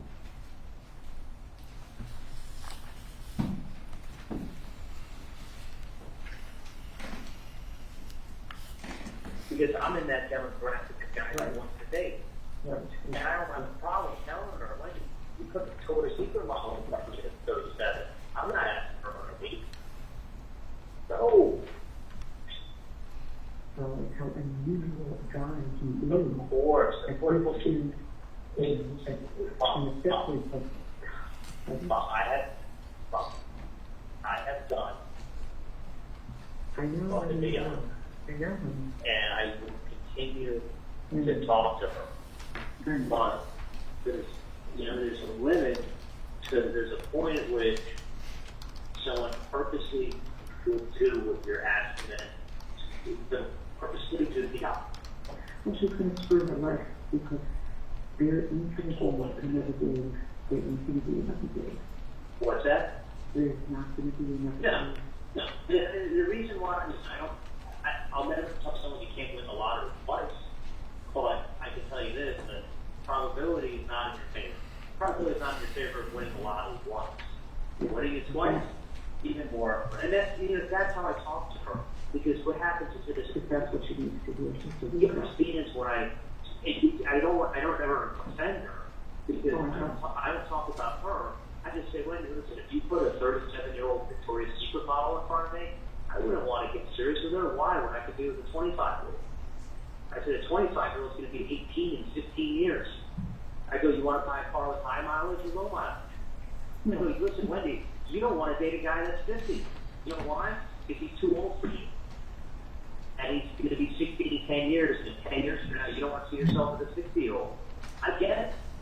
So it is what it is.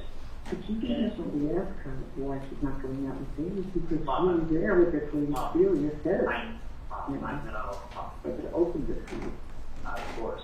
But just hear me out. I can talk to Wendy differently than anyone can. But even when I do, I don't reference it as saying, Wendy, in a million years I wouldn't date a girl like you with 2 kids.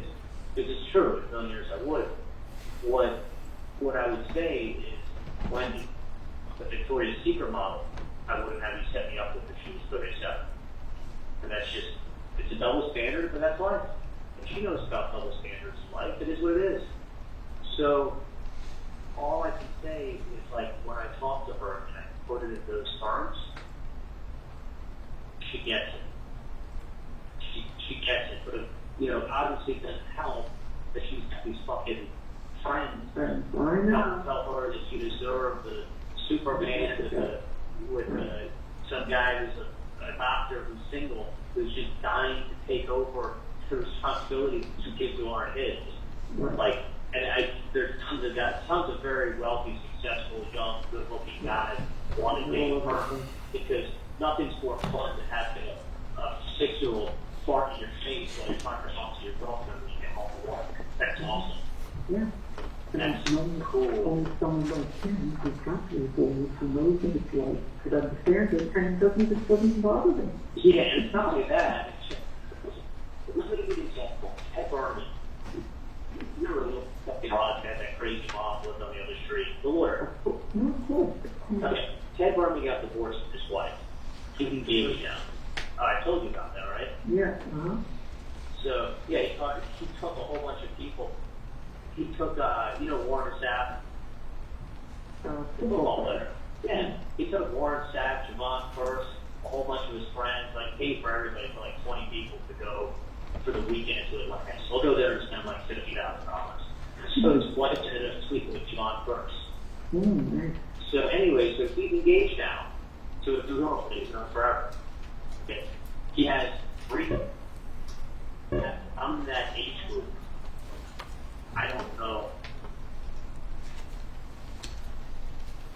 I had her pause it for a moment to explain that beeping noise that we just heard. What is that noise? That's the sound that it makes when the officer who's monitoring the call, he minimizes it. So Okay, he'll so hit a we're button, it stops it, it makes that noise, and then when he presses it again to monitor again, it picks right back up on that same spot, basically. All right, but we're going to sort of But it pop jump- in and out of the conversation when we hear that noise. Exactly. There's not a big pause in between. You'll hear the noise, and then the conversation will pick back up. All right, and am I correct that the people that are being intercepted do not hear the noise, the beeping? That's correct. They the do idea. not. Okay. All right, let's say a little more.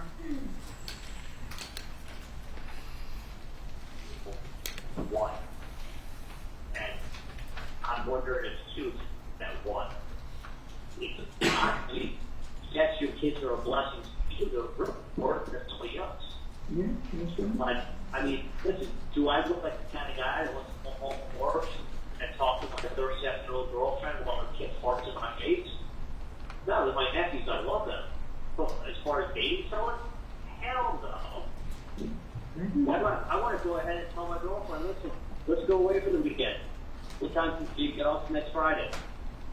Okay, I don't want to go like, oh, we got to deal with, can we get the in-laws to watch them, what their schedule will look like? It's not just Wendy, it's Wendy and the 3 boys. It's 3 people you're dealing with. Mm-hmm. So you can't, and you can, trust me, I know what to say. I understand. I mean, and I listen, and a part of me's this because, you know what, someone gets handed a golden opportunity. But that, you know what? That's what she has to hear. Sometimes you get the gold ring, and I don't know if she's got her used to something else. Because she has everyone telling her that she's such a great catch, and she is. But they're not, but guess what? They're not living her life. They're not living her life, and they're not breaking it down and saying who's, and listen, the guy who may treat her really well just may never really bother the kid. Like, there's so many aspects to it. So, you can be a great guy, just doesn't really want to do anything with your kids. What are you going to do? Kick him out too? This guy not only was crazy about her, but Yeah. crazy about his beliefs. And I know. the truth, and that's what. That's why. Not because the truth is, she can meet a great guy.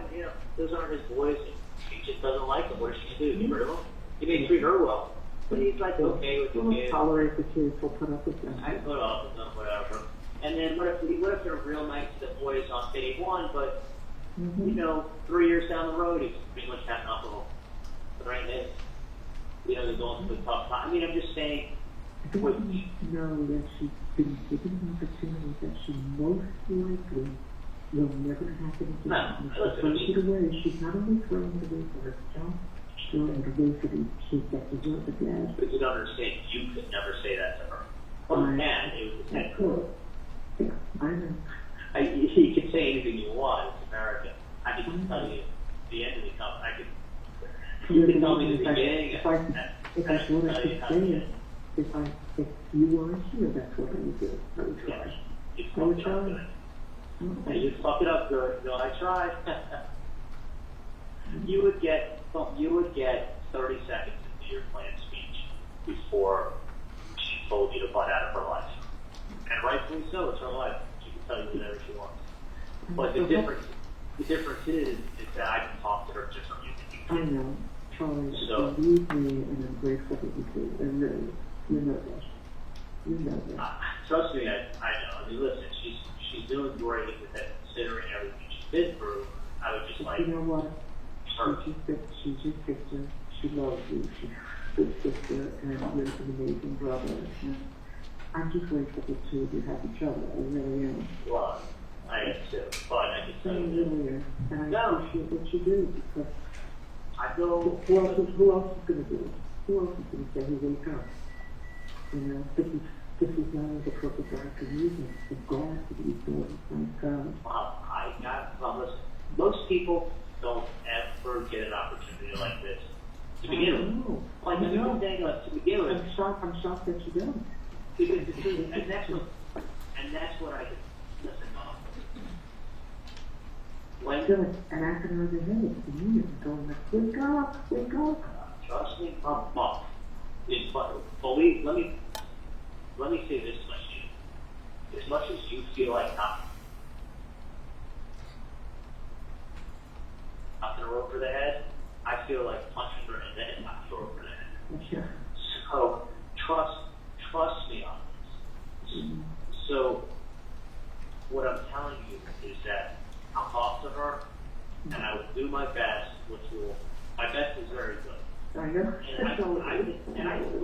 And you gotta understand the way I'll tell her too is like Wendy, she loves Jess. I think Jess is awesome. Jess will be a great friend to me.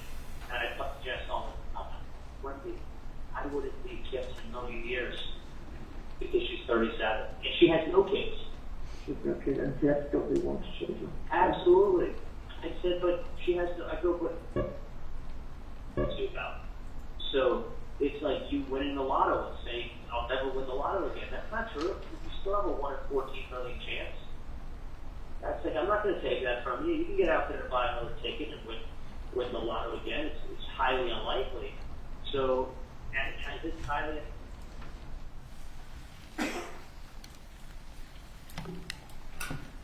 Okay, I think we get the idea. We're 2 years out, right, from Dan Markell's murder. That's correct. And who is Dave? Did you identify Dave through the course of the investigation? We did. He's Dave Attell. He owned he was a successful businessman and lived in South Florida. And is this the only call that happened to be captured on the wire in which these two are discussing Wendy's love life? No, it wasn't. They talk about Dave quite a bit. They did several times. All right, and they talk about Wendy's career options too, don't they? They do. And does the defendant, Donna Adelson, enlist Charlie to convince Wendy to do her bidding in reference to Wendy's career as well? Correct. She does. I'm going to publish call number 2873 at this time, Judge. You may proceed.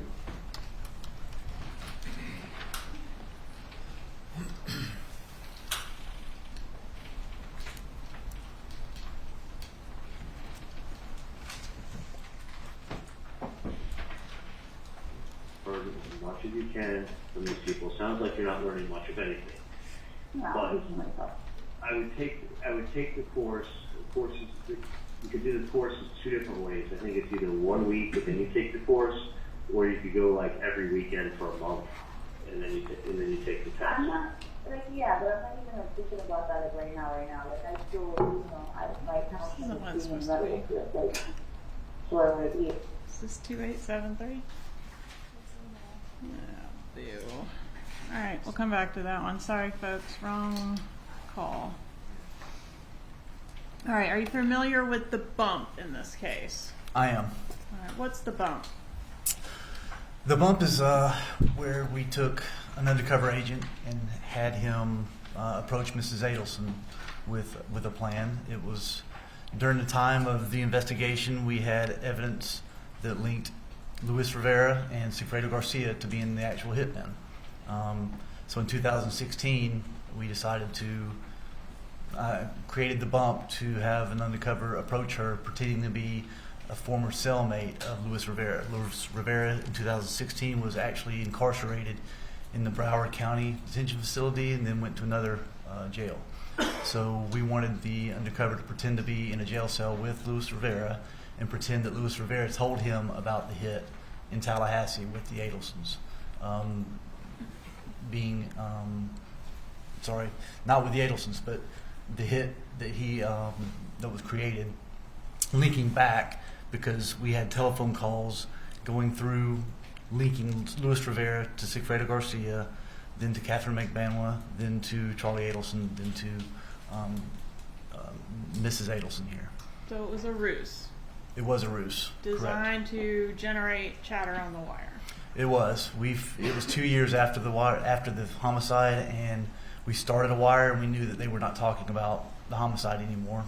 So we wanted to we call it tickling the wire.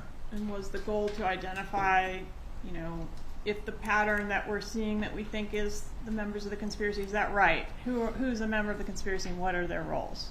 Yeah, we had Luis Rivera, Sigfredo Garcia would talk, and then Sigfredo Garcia talked to Catherine McBanwa through the phones. Catherine McBanwa would talk to Charlie Adelson through the phones. Charlie Adelson would talk to Donna Adelson through the phones, and then it would go back, and it would always go back and forth in that order. It never skipped anyone, never, no one ever jumped over to the other person. It always went back and forth. So we had that in the phone records leading up to the homicide, but what we didn't have was the conversations. So was it of interest to find out, if we approach Donna Adelson in this way, what's she going to do? Who's she going to go to? Exactly. Is she See gonna what call her the reaction police? was. Is she going to call Luis Rivera? What's she going to do? Exactly. Right? Okay.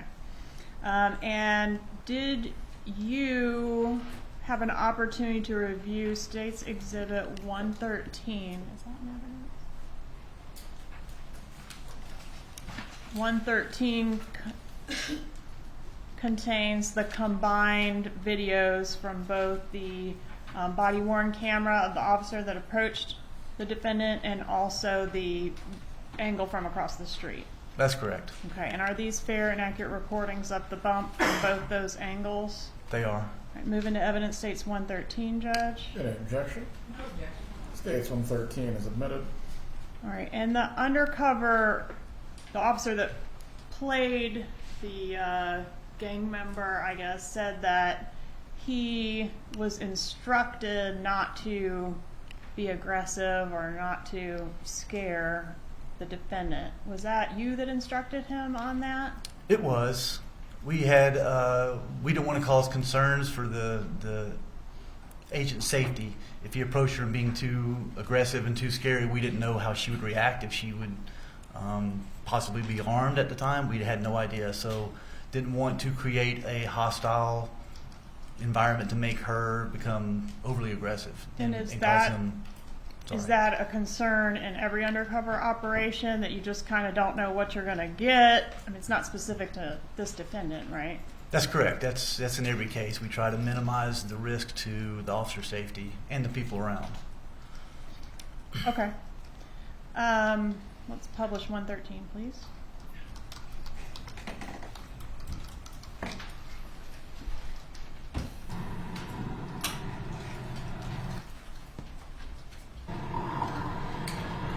Black shorts.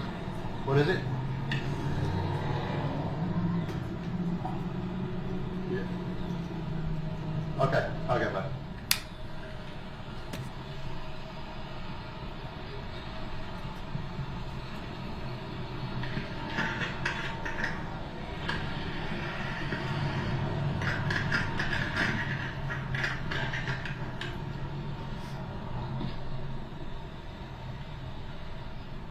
Excuse me, Mrs. Adelson? How you doing? Just want to give you this. Listen. You're scared. No, don't be scared. Listen, I just want to let you know that we know that your family has been taking care of Katie and her friend Pluto for quite some time after your problem up north has been resolved. And I want to let you know that my brother, he's incarcerated. He helped your family with this problem you guys had up north. And we want to make sure that he's going through some rough times, and we want to make sure that you take care of what he's going through, the way you're taking care of Katie and Tuzo. Well, this will explain it. Thank you.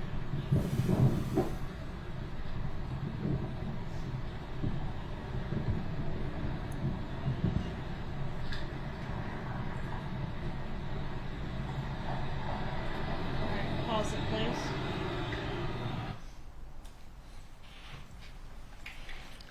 Does the defendant remain under surveillance for some time after this?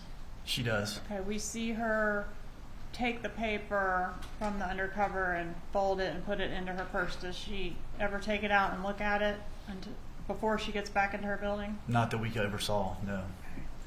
And does she make any phone calls once she goes back into her building? When she goes back into her building, she does. And who is the first person that the defendant calls after the bump? Charlie Adelson. All right, is that call A? It is. Okay, publish call A, please.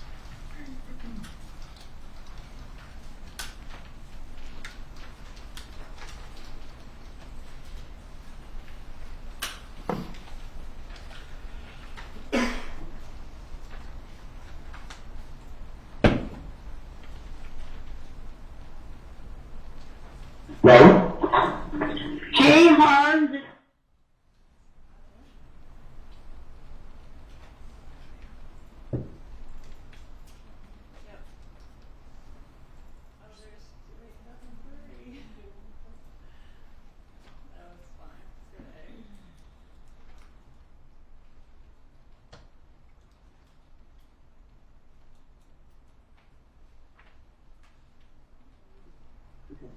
Tonight after work or some other time in the very near future, I need to speak with you. Okay. Okay? Did someone write a letter to you or something? I've got some paperwork hand delivered to me. You're being sued? No, that's what I thought it was, but I'm going to talk to you. Okay. Okay? So, I mean, I can even, I'll have to figure out something. Depends how late you'll be, wherever you are. Well, I'm in Mitch Klein's office on Oakland Park Boulevard. Okay. So I'm right now in Skyline, Chile, and I'll be at his office in the afternoon. Okay. So the boys will finish their piano lesson around 4ish, and I've got the traffic over there, and they take a ride with them up there. Does Dad know about this? The dad's at work today, fortunately. What's Okay. is it IRS? You know, those IRS people, they kind of bother you sometimes, but, you know, fortunately not now. Okay. So I will talk to you. I'll give you a heads up if I'm going to drive up that way. Okay? And, Is Wendy all right? Is it involved Wendy?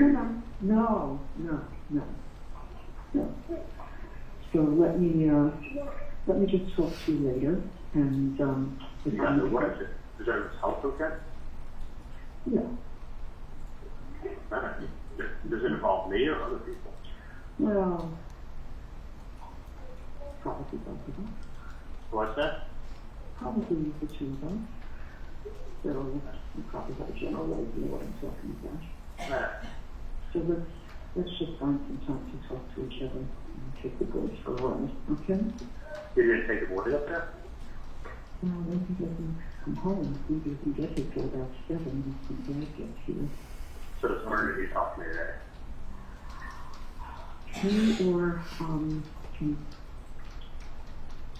Or tomorrow, and it's important. All right. What's the Well, I'll be up at Mitch Klein's office. You want to come up? Oh yeah, so really late. I'm just concerned that I just have to get up there and get back in time for Lindsay to get them. Sometimes she gets out a little earlier than I think it's kind of nice here.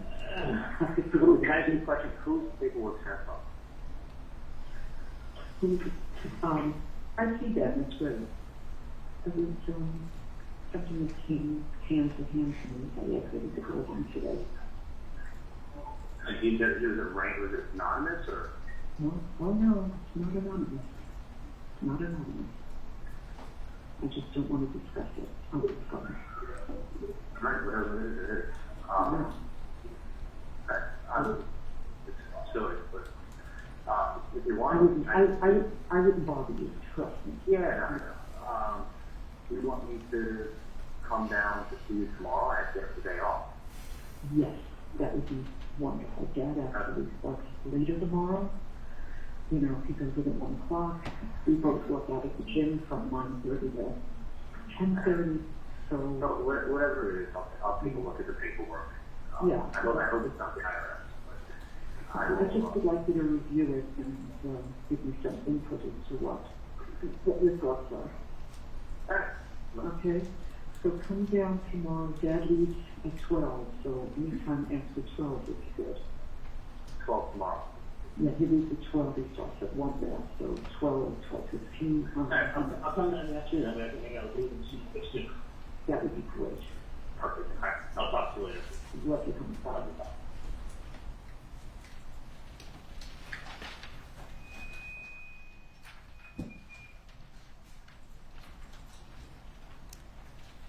Would you describe the defendant's demeanor on this call as really calm? Yes, She says Dad's at work, fortunately. she does. Does she indicate that she's in fear on the call? No, she does not. She was handed a piece of paper that had an article about the murder of Dan Markell, right? Correct. That's what the interaction was about. That's correct. That's what he handed her and made reference to it. And when Charlie asks the defendant what it's about, what does she say? She says the both of us. Probably both of us. Probably the two of us. And then the two of us said it twice. Does she say the name Dan Markel on this call? No, she does not. Does she say the name Dan Markel anywhere on this wire? No, not that I recall. Did she report this incident to the police? No, she did not.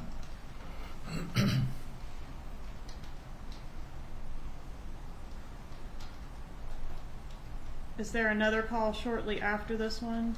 There is. Tell us about the next call, call B.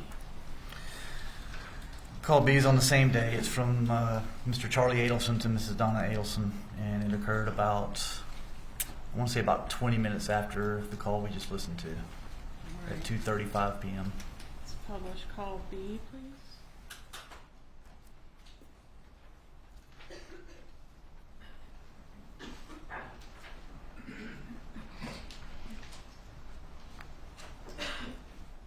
Hey, how are you? Okay. Good. Is it me not paying the sun tax? Um, No, I'm kidding. No, listen, what was I gonna say?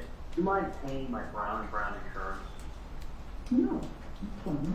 Okay. Because I'm gonna just stick with But the the same topic for company. you, then, Yeah, but the thing is this, if you stay with the same company for 3 years, they can then try to bump you down to lower bracket. Oh, okay, so it's a good idea that you went. So I might as well stay with them and then hope that that's actually true, that they can do what they said about putting you in the lower bracket. Okay, so you want me to call Pam Hall? Yeah, because I told her that my mom would call her because she's handles like that stuff at the office. Okay. And then just send them a check.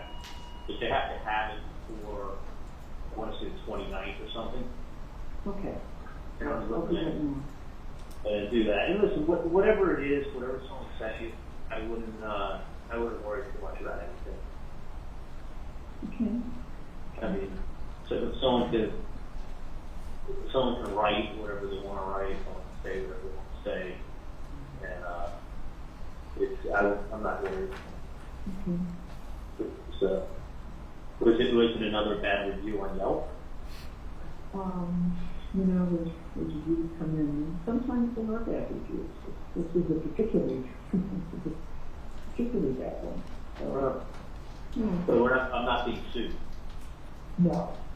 Okay. All right. Honestly, it's whatever it is, and I wouldn't just judge them for what you're making it sound like. I wouldn't stress it out too much. Okay. It's probably nothing. Yeah.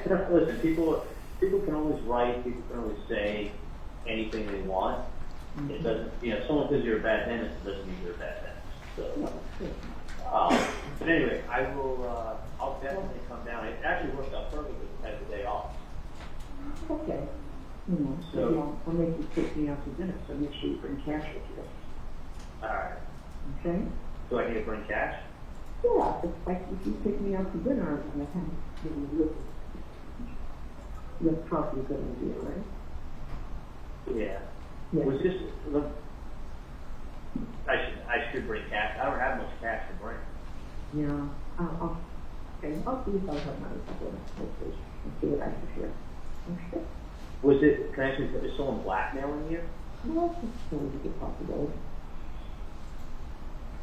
Do you think someone's trying to blackmail you? Maybe.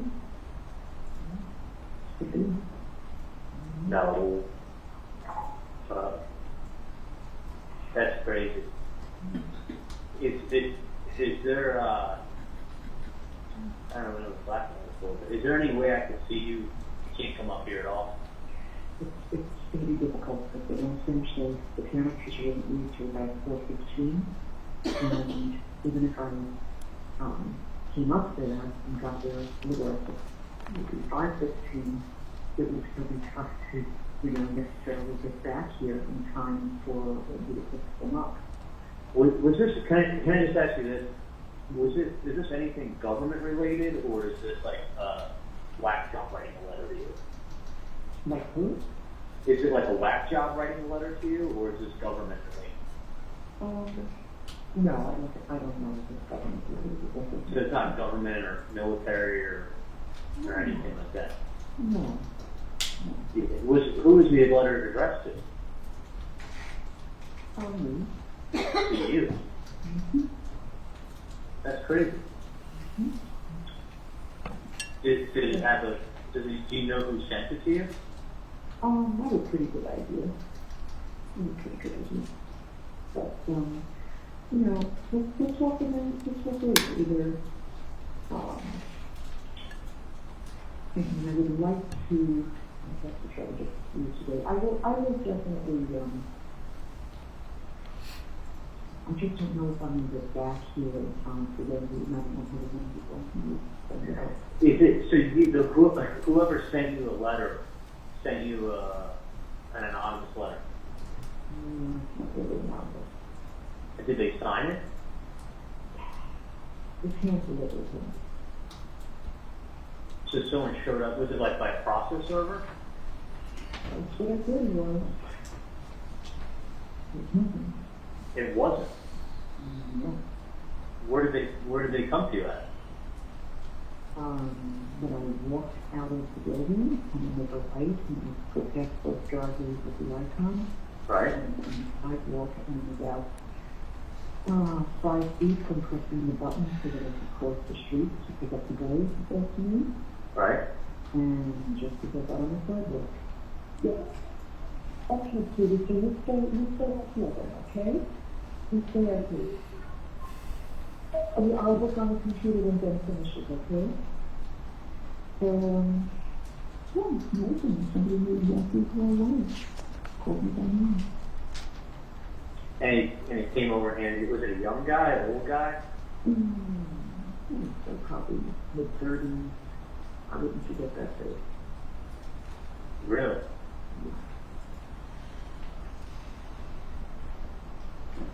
So I mean, I can make the attempt to go up there. I'm just concerned about getting back here in time and then before you're worried.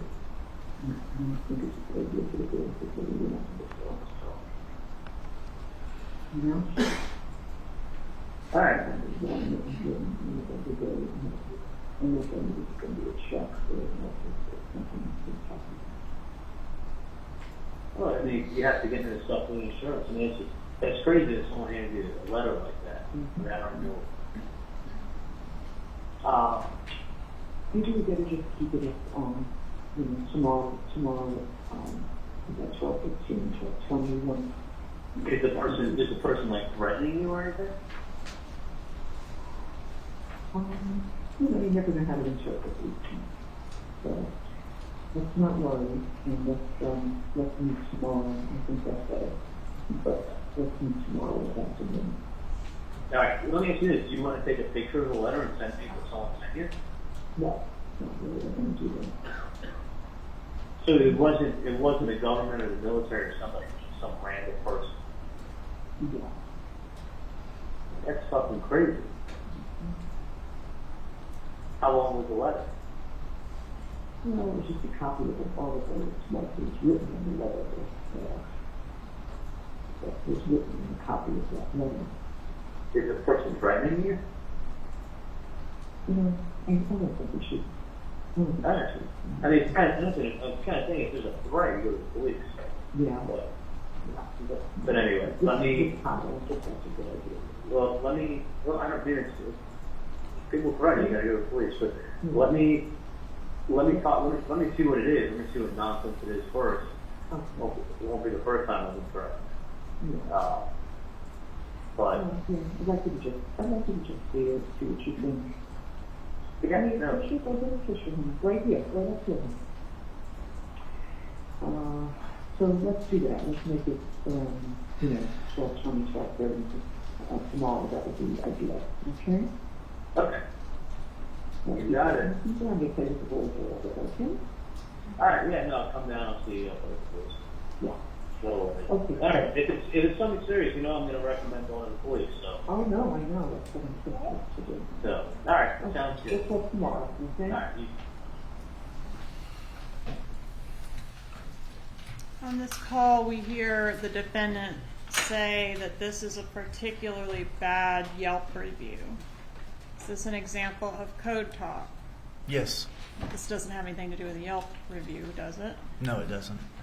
Okay, so already in call 2, we've got code words being used. That's correct. And she indicates that Charlie should bring cash, and if he doesn't have it, she'll bring it, right? She does. Does she indicate she knows who sent her the letter? She does in a way. She knows who the person was by seeing him. She says, I have a pretty good idea who sent it. Right. He asks if she wants to send him a picture of what she received from the person. What's her answer? And she didn't think that was a good idea. He asks if there's a threat, we should go to the police. What does she say about that? She says at the end, she finally says something like, we might do that, something around there. Okay, but initially says not a good idea. Correct. And did anyone go to the police? No. Does she reiterate in this call no talking on the phone? Did she indicate that? Mhm. Yes. Okay. And is there a third call in which Charlie calls back and presses for more information again? Yes, there is. How soon after call B do we get that next call? The next call is at 3 o'clock, so about 15 minutes after that call ended. All right. Publish call C, please.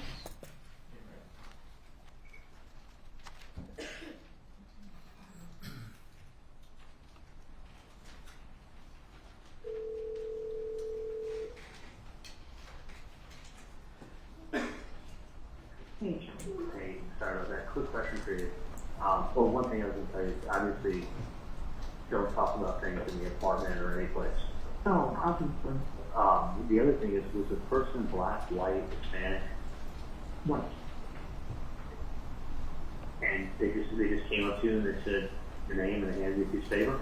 No, no, didn't hand it right away. First spoke to me for a while and then handed it to me. Really? Mm-hmm. And they wearing hats, sunglasses, or? No, nothing. Nothing. You can describe them to a T. What's that? You could describe them to a T. No, nothing. Was the person nervous or were they angry or? No, calm as could be. Totally calm. That's really crazy. Are they trying to ask for money or something? Yeah.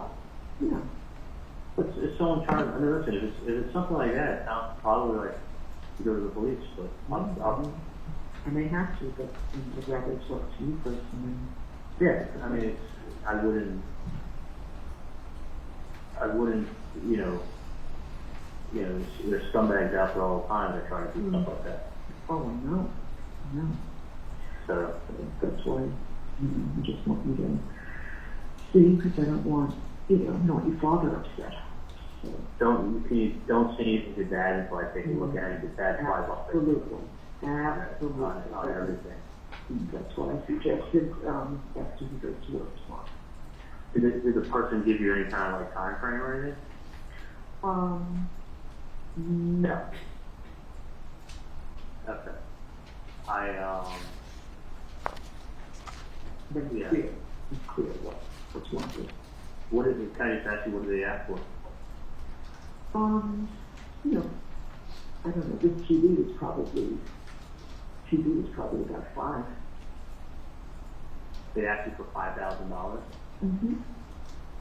That's fucking crazy. Mm-hmm. Yeah, You mentioned, like an ex-girlfriend. Hi, Sandra. Good morning. Good. How are you? Okay. that's crazy. Let me take a look at it, Mm-hmm. and then I'll go from there. Lincoln's on first. Okay, do that one. Yeah, that would be good. Okay.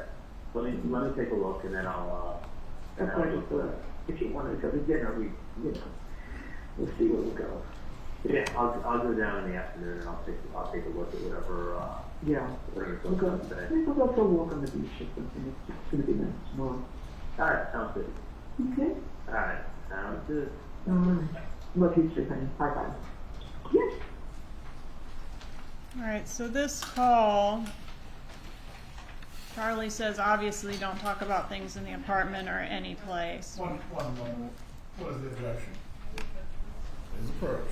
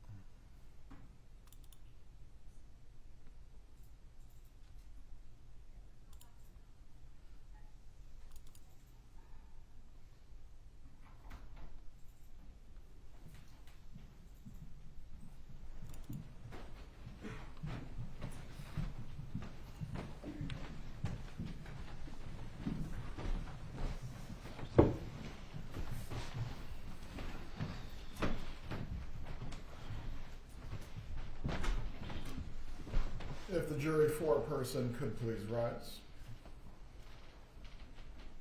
Has the jury reached a unanimous verdict? Yeah. If you please can hand the verdict form to the bailiff.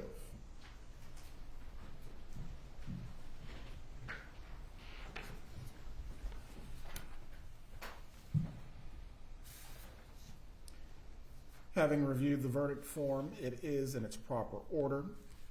At this time, I will publish the verdict. We, the jury, find as follows as to count one of the indictment, first-degree murder. The defendant is guilty of first-degree murder. Mrs. Adelson, control yourself. Count two. We, the jury, find as follows as to count two of the indictment. Conspiracy to commit first-degree murder. The defendant is guilty of conspiracy to commit first-degree murder. Count three. We, the jury, find as follows as to count three of the indictment. Solicitation to commit first-degree murder. The defendant is guilty of solicitation to commit first-degree murder. And it is signed and dated by the foreperson. One moment. Members of the jury, the bailiff will escort you to the jury room.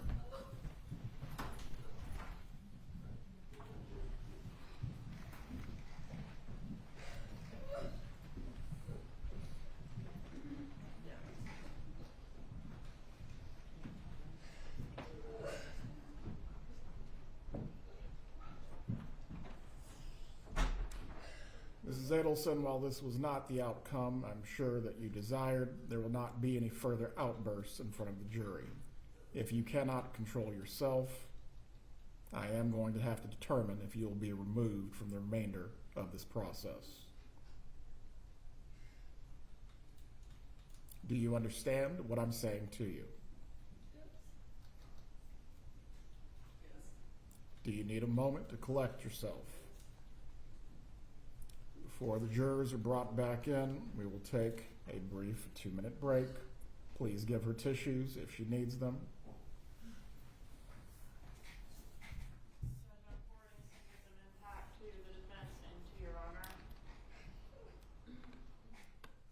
jurors are brought back into the room, does the defense wish to have the jurors polled before they are discharged? Yes, Your Honor. Very well.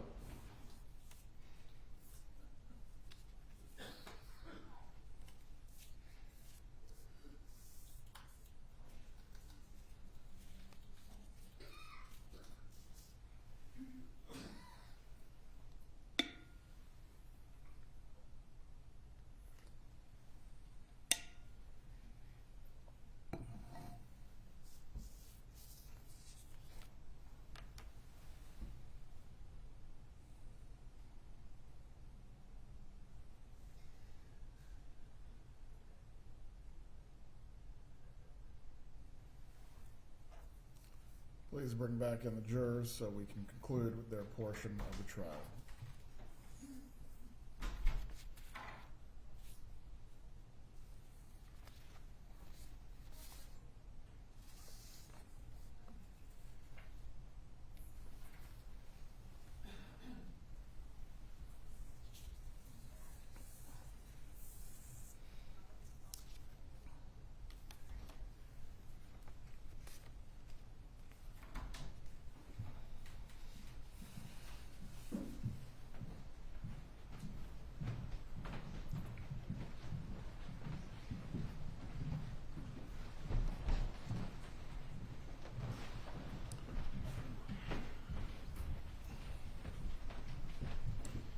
Members of the jury, before I discharge you for this evening, I am briefly going to poll you concerning whether your verdict is unanimous at the request of one of the parties. When you hear your last name, please appropriately respond.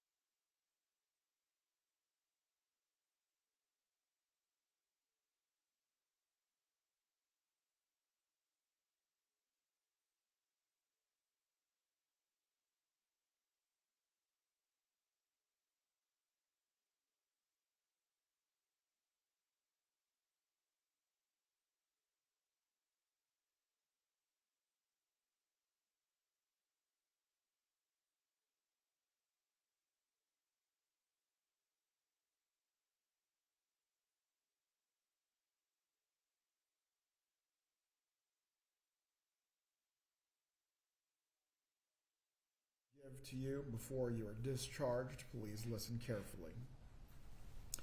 Ladies and gentlemen, I wish to thank you for your time and consideration of this case. I also wish to advise you of some very special privileges that are enjoyed by jurors. No juror can ever be required to talk about the discussions that occurred in the jury room except by court order. For many centuries, our society has relied upon juries for consideration of difficult cases. We have recognized for hundreds of years that a jury's deliberations, discussions, and votes should remain their private affair as long as they wish it. Therefore, the law gives you a unique privilege not to speak about the jury's work. Although you are at liberty to speak with anyone about your deliberations, you are also at liberty to refuse to speak to anyone. A request to discuss either your verdict or your deliberations may come from those who are simply curious, from those who might seek to find fault with you, from the media, from attorneys, or elsewhere. It will be up to you to decide whether to preserve your privacy as a juror. With that being said, I want to extend my thanks on behalf of the entire Second Circuit for your service in this matter. You are discharged. Have a good evening.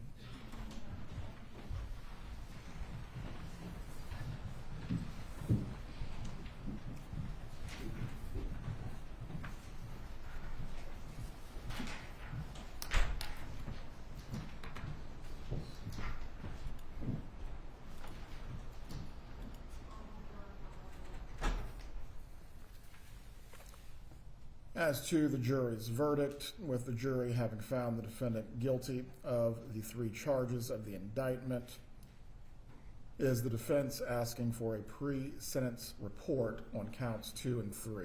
As to count 1, the penalty is statutory, and essentially there is no modification for it. Yes, Your Honor. Well, pre-sentence investigation and report is ordered by the court as to counts 2 and 3. As to count 1, is there any reason why we cannot proceed to sentencing on this matter? Your Honor, we would request an opportunity to ensure that our client is okay before we proceed to sentencing. It's my understanding that Charlie Adelson wasn't sentenced right away. We're asking for the same courtesy. Very well. The court then will set a separate sentencing date. May I inquire whether the family members that are present would like to give victim impact now or at the future date? Go ahead.